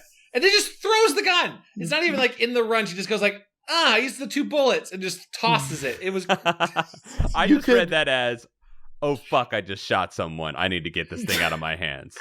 You could argue that the gun doesn't work, so why keep it at all? Like, true. She's seen the killer with the bullet hole in his head. Why'd she steal the gun to begin with is beyond me if she already knows that these zombies are bulletproof. Mm-hmm. Did she know at that point? She did, because she saw the bullet hole in the dude's head, and that's how she identified him. And then the cop makes a point. Oh, sure. Sheriff Good makes a point of showing her a picture of the dude who was shot right in the head, and he's like, "This is like cool thing, cop, to show her the murder scene picture." Yeah, you don't believe her. It's just here. You want to see a grisly picture? Uh-huh. So from police station we go to woods, where a completely weird, random, inconsequential fucking scene happens, where they try and put Sarah Fear's bones back into her grave. Mm-hmm. Though I loved Kevin. I loved that someone was finally like, well, we disturbed her grave. What if we undisturbed the grave? That felt like a new idea to me. And they do the like the poltergeist, which is a good, like, again, like another like Simon attempting this like meta narrative of self-awareness, and he's like, it's like in Poltergeist, you know, like there's they do have like a little moment like that, which is a nice little touch to that. And that's when we get the axe murderer running by Josh, where he's like, he didn't even give a shit about me. And that's where they make the connection that they're only after Sam. Right. They want Sam's, and it's Sam's blood. They make the connections between all the killings with Sam's blood. Kind of clever. I actually kind of like that. Mm-hmm. If they had been consistent with the killings, it would have been even better. However, they just got a little kill happy. I don't know why. Yeah, I was like, did those people get their Sam's blood on them maybe at some point? I don't think so. Yeah. That's what's implied, right? Is everybody who is killed by it has Sam's blood on the movie had done a very good job of paying off in that moment of like, but they came to Deena's house. Oh, because Sam did cough up blood on her, and we saw that earlier. And like, in the same way that Simon had gotten coughed up on, and like, Deena has the blood on her shoe. Deena has blood on her shoe, and I was like, okay, that actually all tracks. It's just more like, then why did poor Betty get stabbed? And why did this person all get? Yeah, those felt like inconsequential. Like, we need to just murder some people here. And that's when they formed the plan to use Sam as bait, and that would have been very, very clever had someone had just an iota more faith in the audience to not just say, oh, it's Jaws. Like I think Simon just calls out, oh, it's Jaws. Right. We're doing did you notice Jaws. It earlier on? He's watching Jaws on the TV. That would have been enough. Like, why would... what are we doing here? What are we doing here on this podcast if the characters in the horror movie are just going to call out what the references they're doing to the horror movie? But like, I think again, I think they're going for a Scream thing with that. I think that's supposed to. I don't think they leaned in hard enough to the self-awareness angle of it, but they wanted to have a little bit of that in there. Yeah. I think that's part of the design by committee thing that we're talking about here, is that there are all these there are these legitimately smart moments in this movie that fail to stick the landing because they want to be a 4-quadrant idea in a movie that is 1.5 quadrants at most. Right. I feel for him, right? Because I know how tough it can be to make a story with a bigger like studio involvement on this, and then they want you to put in something or change this character beat, and you're like, well, that kind of invalidates it. But it is the commiserating over something smart, like, oh, Sam's blood was on every one of us that's been stalked this night is cool. But then you go into like, that was pretty smart of y'all. And then I can't help but think about 2 minutes earlier where they were at the cop station. There are multiple dead bodies in the hospital, and Deena is not saying, go to the hospital. Right. Like, dead. We know there are dead people. Like, you'll believe us. Instead, they're just like, a ghost chased us. A kid, Skullface chased you. That guy's been dead. And that's where the Goosebumps rears its head at us a little bit, right? Yeah. The parents, the adults won't listen. The adults I guess, won't listen, and the kids don't know the right things to say. Yeah. And here in the school, we get down to the love making. Oh yeah, we got a love scene. Everyone horny. Everyone horny. Kate and Josh have a very tender scene together that is full of sexual tension. Josh felt like the way he acted that, and maybe it's not his fault, it's written just like, Josh suddenly felt like he was 8 and Kate was 16. Yes. Like, yeah. I got really weird. Like, I got very like creepy. Like, this shouldn't be happening. Vibes to that. It made me suddenly go like, wait, how? The same thing when I was watching Harry Potter and stuff. I was like, wait, how old is Ginny? Harry? Right, Like, right. you just kind of forget. Yep. Where it should be sweet because it's. I guess it was Kate just saying, I need you to check to see if I have blood on me still. Yep. But it required her to be shirtless and her to be in a bra and him to have to like check her neck for a second and go, yeah, good. Yeah, Josh is also a high school student, so it's not like they're kind of the same age. He's like he's like maybe a year down or something like that is the impression I got. Yeah, I don't know. That we also have Simon just like jacking it to himself in the mirror. Some good self-love. Love it. And Sam and Deena are just going full PG-13 as much as they can. Oh, yeah. Pulling each other by the belt loops. That's how you know it's coitus time.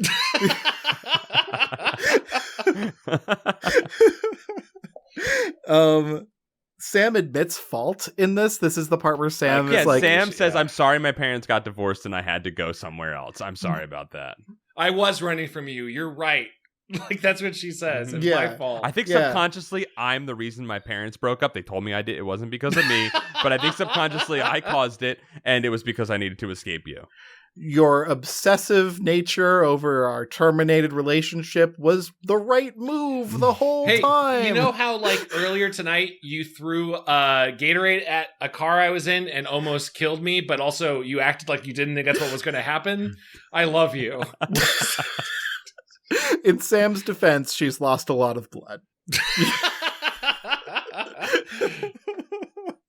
But again, I understand if you're like, if you're in a writer's room and you're like, yes, finally I'm working on something where we have a sapphic relationship, 2 ladies in love, like we can explore this.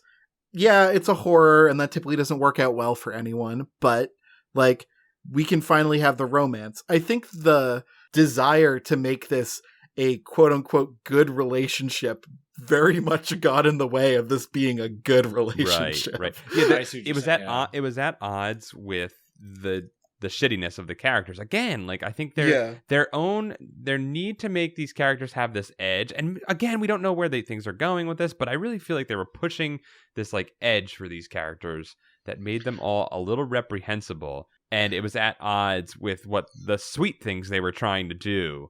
And I think they just skewed way too far into callousness.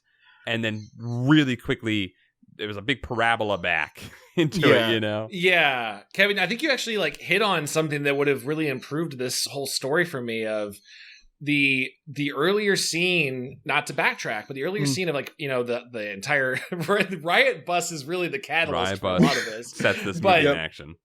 With instead of if Sunnyvale hadn't just been pure like chaotic evil shitbirds, and either Peter or a couple other people from Sunnyvale or Sam had actually felt like someone from Sunnyvale as opposed to I went to Sunnyvale, aka heterosexuality. There had been like a really interesting thing of both the poors and the riches have to work together with this curse. Instead, it was all this setup for like, these are all kids from quote unquote the wrong side of the tracks. Shady side gets shit on a lot and the raw end of the deal. And it didn't really then pay off in any way of like, this story was them fighting back against that. It really, at the beginning of the riot bus, like I was hitting because like, they're going to do something here. This is going to be a story about like class warfare, right? Or the fact that like, and it's still these people are literally cursed. It still could. I would be surprised if a story about a 70s summer camp and 1600s Salem witchcraft really hits modern day class divisions, but maybe they can hit it. Yeah, I mean, it does get very visibly dropped. I could see them picking it back up again, but I mean, I don't really want the riches to work together with the poors. I like the fact not in this version. No, I think that Chad said the riches are deal with the devil. They did it. I think that's what happened. But there's another version where like Sam is from Eagleton. She is Parker Posey's character. Yeah. Chad, you did bring up earlier that like you thought the kids from Sunnyvale were pretty callous, and I went to a pretty like well-off suburban high school, and I think it tracks that these kids are pieces of shit, callous assholes. I guess you're who right. don't understand tragedy. Yeah, I mean, sure. The rich Catholic middle school I went to as one of the few poor kids, definitely some nightmare monsters that I am still in therapy dealing with. Yeah, as both joking and being real. So I do get that. It was just we've been saying it was a very high level of campiness in that we're at a funeral service and these kids are like, glad the kids would stop, kids just need to stop, keep dying or something. I can't remember what their complaint was. I'm mad I have to be here to mourn a bunch of dead kids. I'll retract that as a major point. It still was just like, wow, this is a real story about the haves and the have-nots, and it really doesn't go anywhere with that. Past Riot Bus. Once Peter's dead, that idea is kind of out the window, except for maybe Sam's mom. Sam's mom is clearly hateful of her being gay. Like, that's about it. You can tell because she's wearing a pantsuit or something. You can tell she's wearing a pantsuit. Here's the thing, guys. Poor people also can be hateful. Like, it's not... right. You didn't have to be... Damn, put that on the poster for this podcast. Oh, shit. I think maybe we will see some class stuff, though, because I think 1978 is an interesting time to go back to. The 70s were, an era of some economic depression, and 1666, I think there could be some interesting. They could do some class stuff. So I'm still not. If they can do anything that isn't the Crucible again, I mean, sure, right? I'm on board. Right. I think they won't. They fucking won't. I'm calling it now. Like, they're not going to tread any new ground. In the 1600s. Here's my thought. The sexuality may be explored throughout this. That's my thinking. Oh, that's my thinking, because they're different eras. Yeah. They're different eras where I think the sexuality will be examined through the lens of the times, and we're going to the late 70s where there was summer love was over and there was a little bit more free thinking going on, but there was still a lot of problems, obviously. And then 1666 is a whole nother thing, right? I think you're totally right, Paul. I'm going to call my shot now.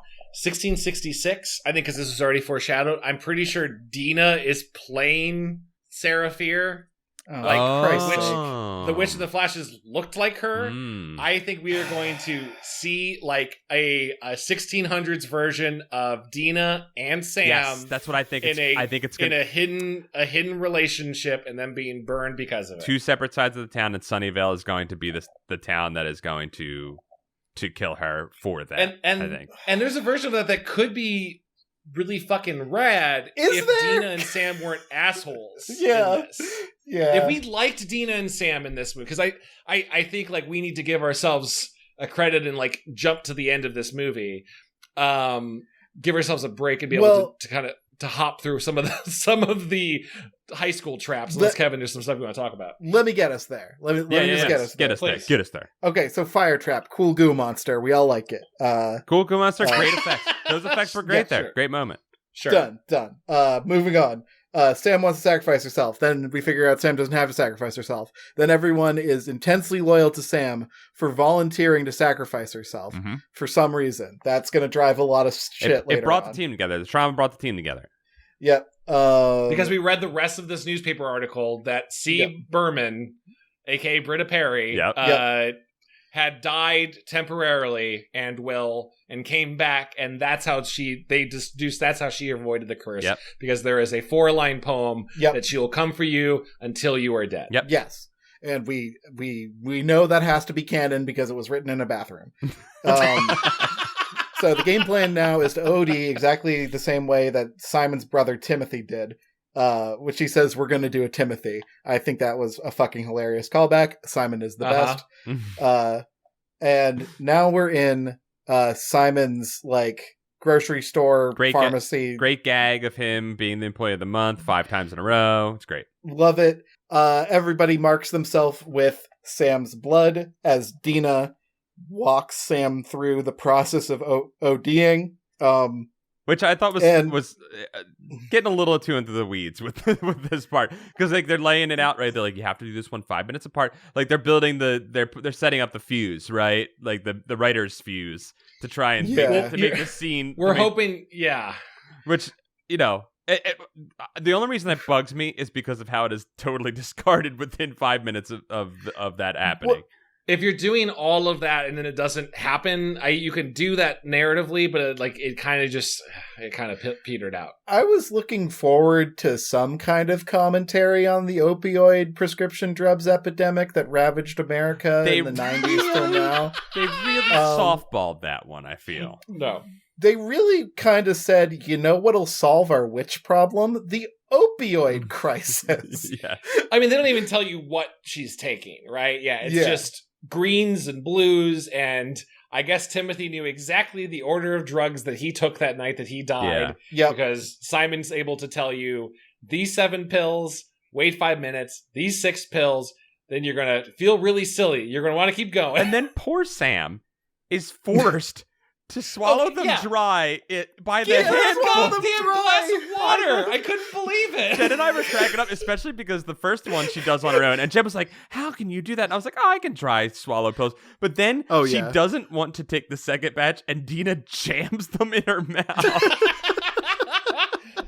You know what the version of that scene that works is like in Harry Potter when Dumbledore's like, Harry, you're gonna have to feed me the black water. I won't want it. Yeah. But like there's, which is already a really weird idea.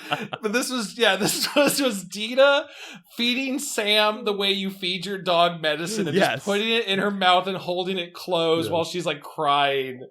It was fucked up. It was really fucked. I have a big problem with the noble executioner scene. Me too. Like trope. I have a huge problem with that because one, it feels really like masturbatory. One being like, oh, it's so hard on this person having to kill the thing they love the most or the person they love the most. Yeah. When it's like the person who's actually suffering is the one fucking dying asshole. Right.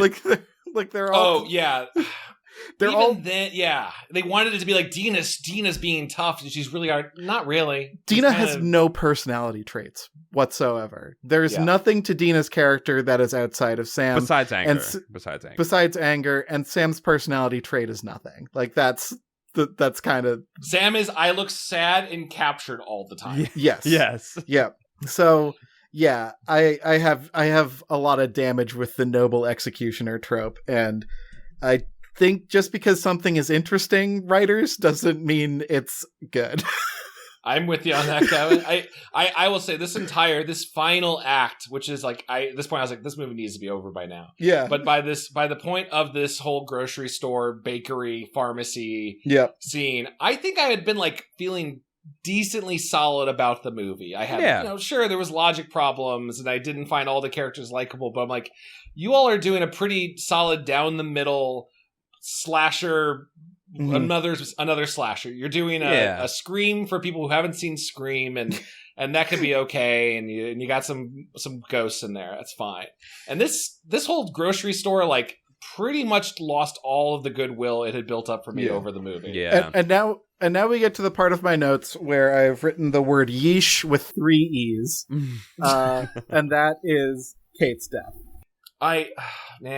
Didn't like that. It really stuck with me. Like this is maybe someone would be like, good, it's a good horror movie then. I actually like had trouble falling asleep last night because I was thinking about it. Like Kate's death is devastating, not just in that I liked her as a character. I think she'd done a lot of really good and for the implications of what this will do to Josh mentally, right? Yeah, and I get that, like, I don't necessarily think that Kate and Josh are going to be, boyfriend and girlfriend. They were going to get married, okay? Kate was, Kate did a kiss of death, and, like Kate was pretty marked for death the whole time. Mm-hmm. But Kate's death scene, I didn't feel great about it. It was like a cake slicer or something. I couldn't tell what even that was supposed to be. It's definitely a deli slicer. But it cuts you up in like 12 times. I guess a deli slicer is more of a single slice, so I don't know what the fuck that thing was. This was like a weave, like a weaving machine. Yeah. But so I assumed I guess it makes cake cake squares. That's what I guess is what I guessed. A D-Weaver. It's a D-Weaver.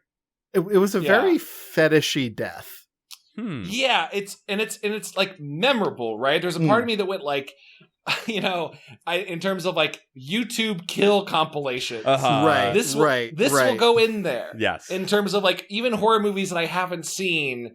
I haven't seen all the Friday the 13th, but I've seen the memorable one where Jason picks up a girl in a sleeping bag and beats her over a tree. Right. Like, and there's a part of you that goes like, in that type of slasher movie, you go, it's almost like cartoonish, right? There's a like, you can do those kind of kills. I feel like in the first 2/3 of the movie with characters that are a little more reprehensible, and it works. Yes, there's a little too much emotion. The Maya Hawke moment, where we're supposed to feel sad for her death, that's what you deserve for. Yes, for her. Stick Maya Hawke's face into the blender, like, put that on the poster. Put that on the poster. Yeah. Stick Maya Hawke's face in the blender. There was something so tonally off about it that made me like I got an audible gasp out of me. It was shocking, but I don't know if that's necessarily always the greatest thing to do. It felt very like we did it because we could. Like, this isn't Stranger Things. We're not franchising this out. Yeah, we'll kill Kate. We'll shove her through a fucking deli slicer.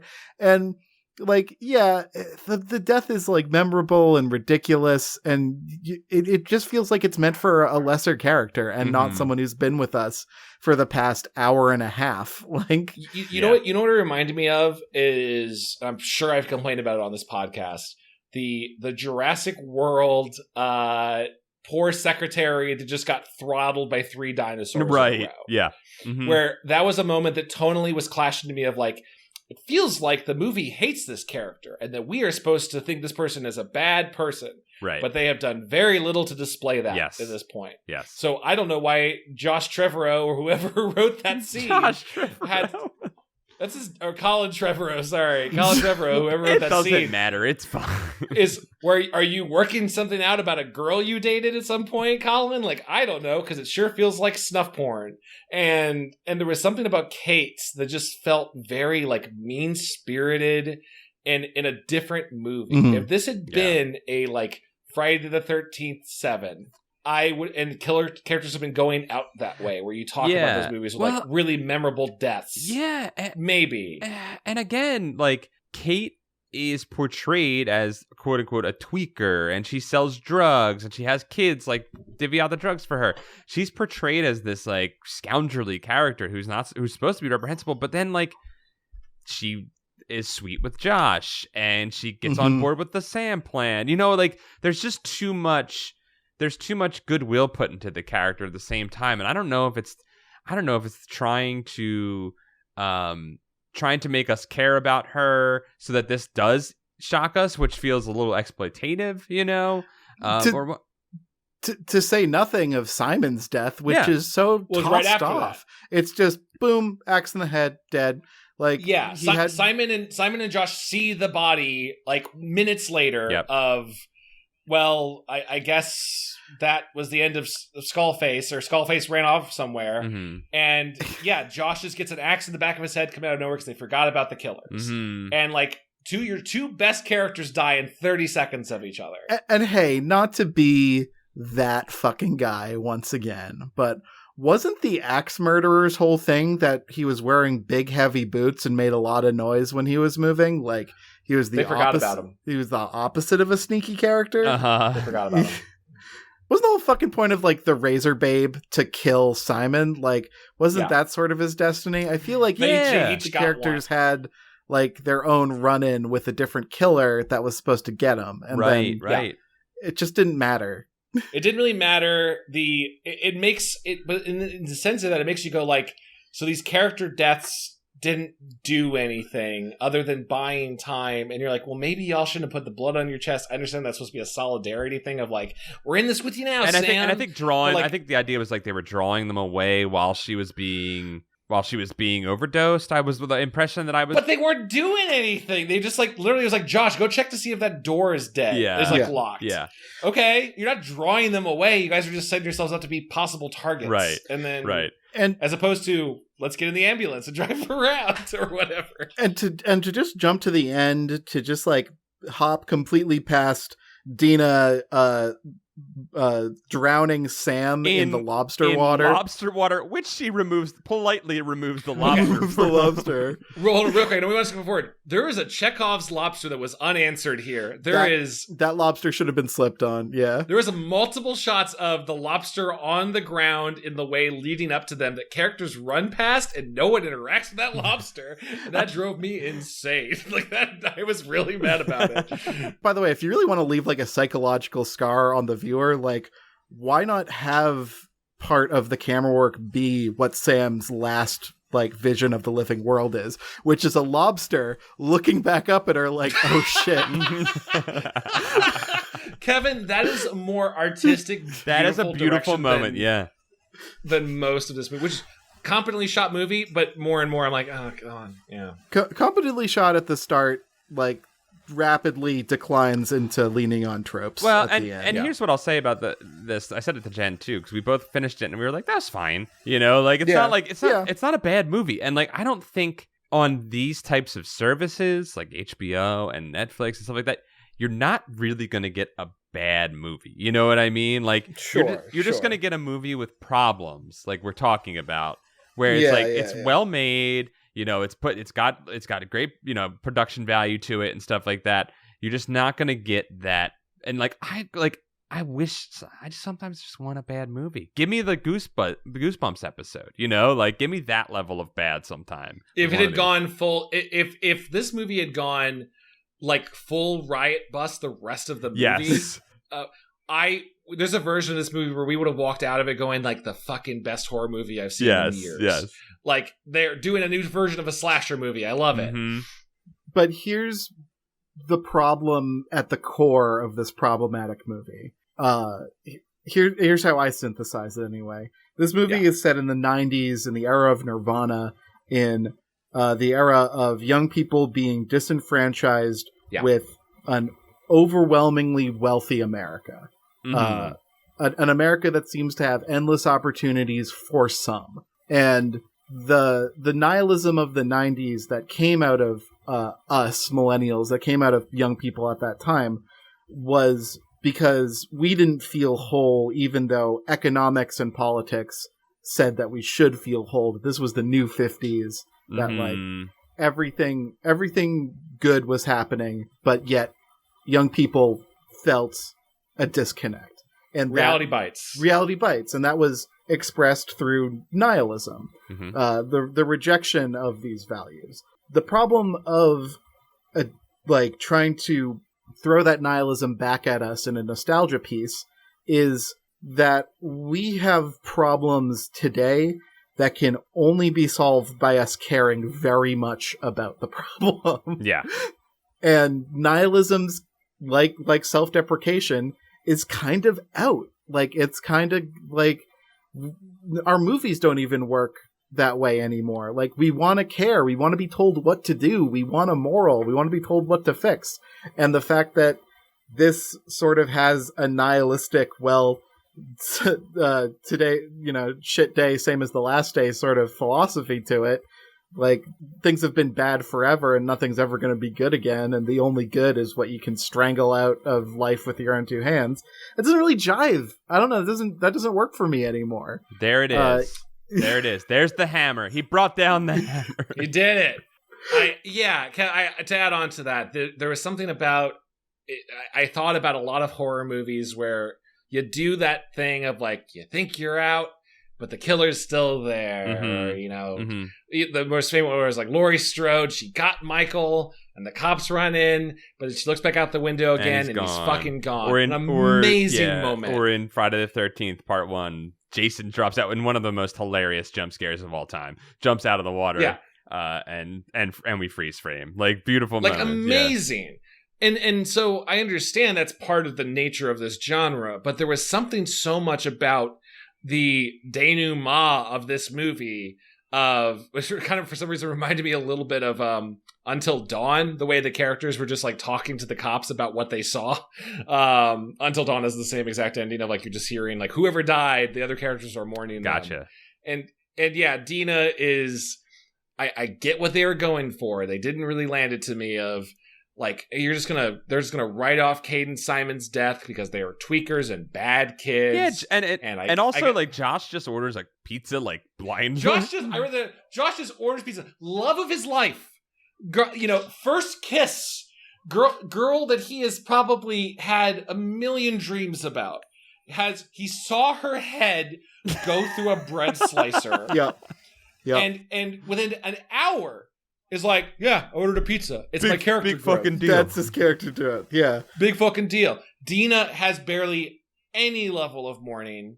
And here's a level of like, you're just gonna write this off, but like I guess I'll go and go kiss my hot girlfriend again. Yeah. Yeah. Right. To the Pixies. I will say, and it's a great Pixies song that they chose for that. It is. And a niche one too. And a niche one, yeah, not a hot chart topper.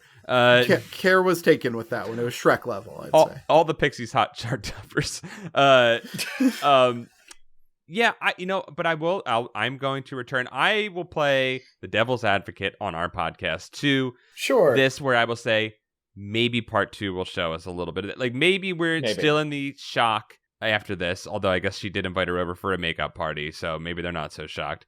You know what? I'm taking it back. I can't do a devil's advocate to this. They decided to have I'm sorry, they had a makeup party. Paul, I just spent like a whole minute-long monologue railing against nihilism, but I honestly don't see the light at the end of this tunnel. I think the next one is just going to be the same story, but from a different time period and a few twists. All right, so I think there's going to be framing devices between the next 78 or whatever and 66. There will be a framing device of Deena and Josh investigating further, because the end tag I wanted to talk about just felt so much like less even of a movie, but of a TV cliffhanger, a season 1 cliffhanger, more than anything, of like, Sam got sick anyway. Like Sam, the Deena thinks they're done, and then Britta calls them and is like, yeah, but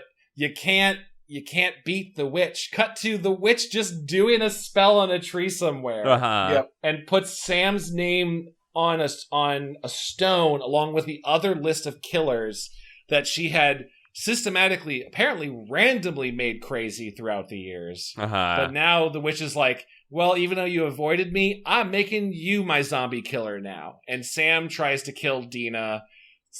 Deena ties Sam up with telephone cable and goes, I'm going to fix you. The sturdiest telephone cable.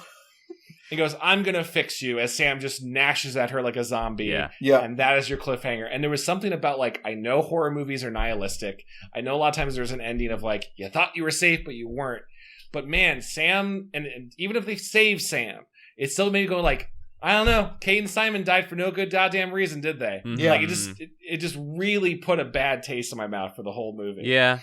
Yeah, I mean, I did see a quote somewhere from a reviewer saying that it does go to some interesting places. So I think there is a through line that might take us somewhere interesting. I have a little faith. I'm not ready to be nihilistic about this. Have a little faith with me. If I weren't part of a podcast where my literal job was to watch these movies, I would be perfectly happy never knowing what happens next. Yeah, no, Kevin, I'm with you. I kind of, and when it finished up, I kind of was ready to just like nope on out of it. Like I was are we excitedly saying we're gonna cover 78? I don't. We know. will absolutely cover 78. Okay, I think it's our duty. Yeah, it's our duty to continue down this path.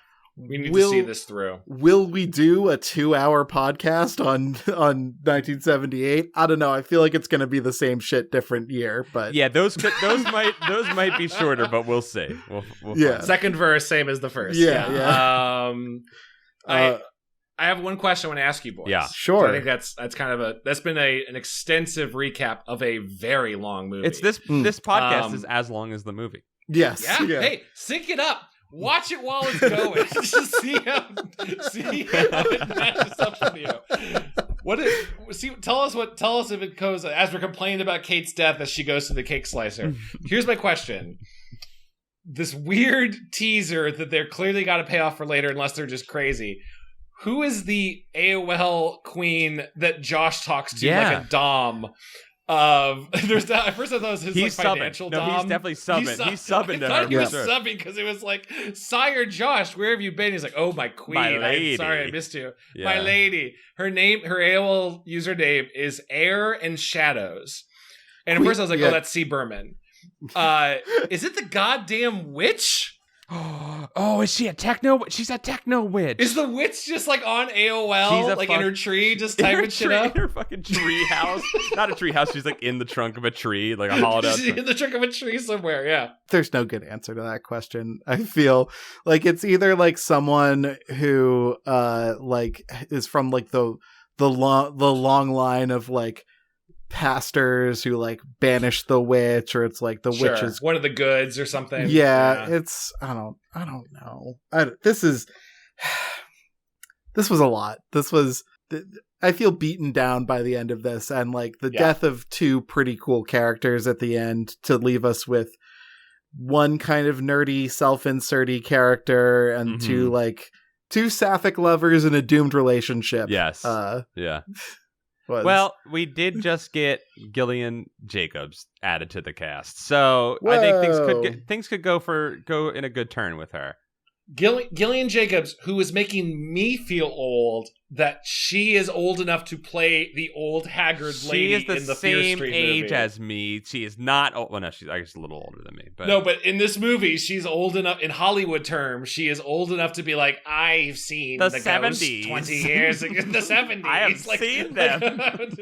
I'm like, I can't handle Gillian Jacobs playing old. Like, I'm not on board this. Well, that's been a Goosebuds, I'll say. This has been a hell of a Goosebuds. Let's dust off our hands and butts and say that that's been a fucking Goosebuds.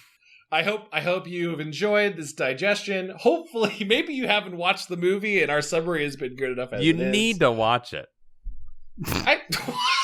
Kevin will argue the counter to that. I don't know if they Chad will also watch it. Hey, I don't know. Leave it on that.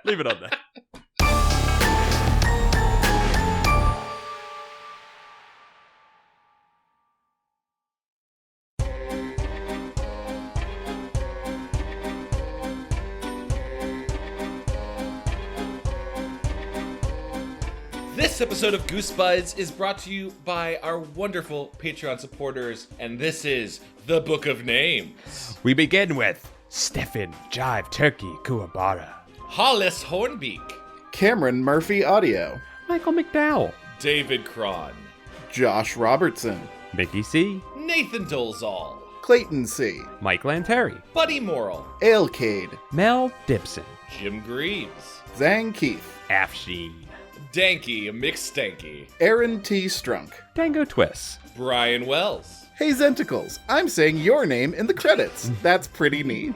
It is. It is neat. Stealth Bates, Joseph Miranda, Patrick Reynolds, Scott Colopy, Robert Moon, Jason Crooker, John Keaty, Low Belly Hate Me, Clay Castle, Miguel Pardo, Christina Doling, Third Sergio, Calf, Matthew Secret Societies, Sniggy, Reinfected, Maddie, Ishak Arifin, Gregory D. Warren, Alan Saylor, Sam Hash, Cody Redfield, Rich Hilborn, Bradford Coulter, Aiden Alexander Dice, Dapio, Jar Jar Slinks, Joshua Jacobwitz, Justin Wagman, Chosen One, Cardboard Walk, Leviathan, Up and Champ, Jonas Engman, Alicia Grafe, Trent Davis, Jonas Blatterman, Maloyster, Carl. Hey, Paul, pause for a second. I gotta get something off my chest. I think I love broccoli. I like that self-monologue you just had there, Paul. The John D. and Catherine T. MacArthur Foundation, Elusive Koala, Yanni Markovina, Joe, Brooke X, Corey Shelley, Jesus Christ, Christian Van Skeever, Drew Applegate, J-Bug, hello, J-Bug, J-Bug, J-Bug's very cute, Jeremy Lowe, Brian Hopgood, Paul Grasso, Trans Rights, Slum Lord Onion, Taylor Deers, Joe, I'm not tired, I always look like this, Scott. I feel that, Joe. Jordan Lockwood, Zach Connor, Patreon _donator, yo. Joe, spooky digital ghost. Tierney. Trendy moron. Tom Whittam. Toothless Barry, the Whistler Bostowitz. Connor Church. Vincent Modica. Kevin Hamilton. Luke Canoodles. What? This is next level here. Andrew would like to try that recipe for Luke Canoodles Jadzik. I love it. Someone is paying attention, Andrew. Lord Cornwallis. Hugh Boland. Zambam Bino. Elizabeth Steenweg. Cardamom Berkambino. Murph EP. Tevin Ticklebean is your new best friend. Welcome, Tevin Ticklebean, into my heart. I love that.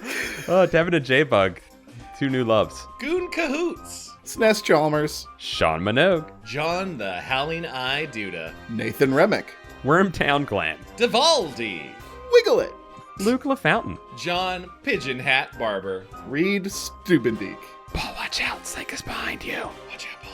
Chip Handsome. Matt McClellan. Stinklich. Joey Evans. Carewise Gamgee. Alex Moon, the robotic dog. Dylan McCann. Swaggy YOLO Squire. Cameron Hansen. Sarah Kemp. Tanya Turtle. Chili Dish Gambino. Jack Frazee. Brett. Generally depressing. Etonomore. Yeah. Ben Bohan. Adam Ya Goofed. Juan Jalapena. Muscles Bear. Dan. Chris Pittman is a bone wizard. Baz Gerritsen. Hey, Eric. It's gonna be all right. You're doing a great job. Keith Halcrow. Dakota Campion. Chris Haunted Pajama Boner Nelson. Too real. Timothy Misadolakis. Clay McCarty. When dragons rule. Oh my god, I love the song. Thank you. Every time there's a new song for When Dragons Roll. Thank you, Dragons. Thank you. Imagine dragons. Imagine that. Matthew Stevens. Noah August. Parker Lee. Jonas Enevoldsen. Calamity Carl. Germ Juice. Hamboat. You other 2 guys can read this next name. I have to go jerk one out real quick. Nick Johnson. Kevin Boucher. Yeah. Raymond Hernandez. Flemily. The Crowfens. Matthew Sutton. Patrick Murphy. Stephen Day. Jeffrey Owen Cawhey. Kelsey Kinnaman. Ryan Carroll. Jeremy Bowser. Tori Catherine. Lee Wood. Russell Castberg. Javier Jimenez. Brendan Erfin. Liam Neeson's Doe. Chris Putricus. Scotty Pippen. Megan McCormick Mason. Streak. Meet Virginia. Ninja Breadman. Hood Lemon. Cody Tromler. Adam Muth. Dungeon Kappa. Got little old moi pretty freaked. Ryan Knight. MC Hamster. Zach Ware. Tamid Munir. Jimmy Soul. Alan G. Jussum. Peanutberg level 69. You're gonna hit max level sometime, Peanutberg. I believe in you. Tobias Clark. Michael Kupka. Julian Lamendia. Brendan Neal. Andre Villanueva. Ida. Moon Juice. You gotta meet Germ Juice. Kevin Cole. Hey! What? I still think it's possible that might be me. I'm not sure. I don't know.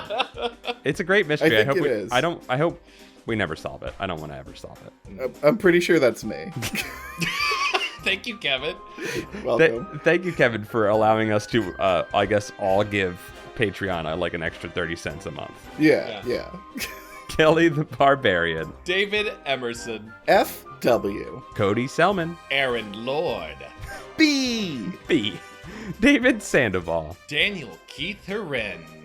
Latanzi. Courtney Green. Este Mena, Lord of Paul's Pants. The Davy Boy. Kenny M.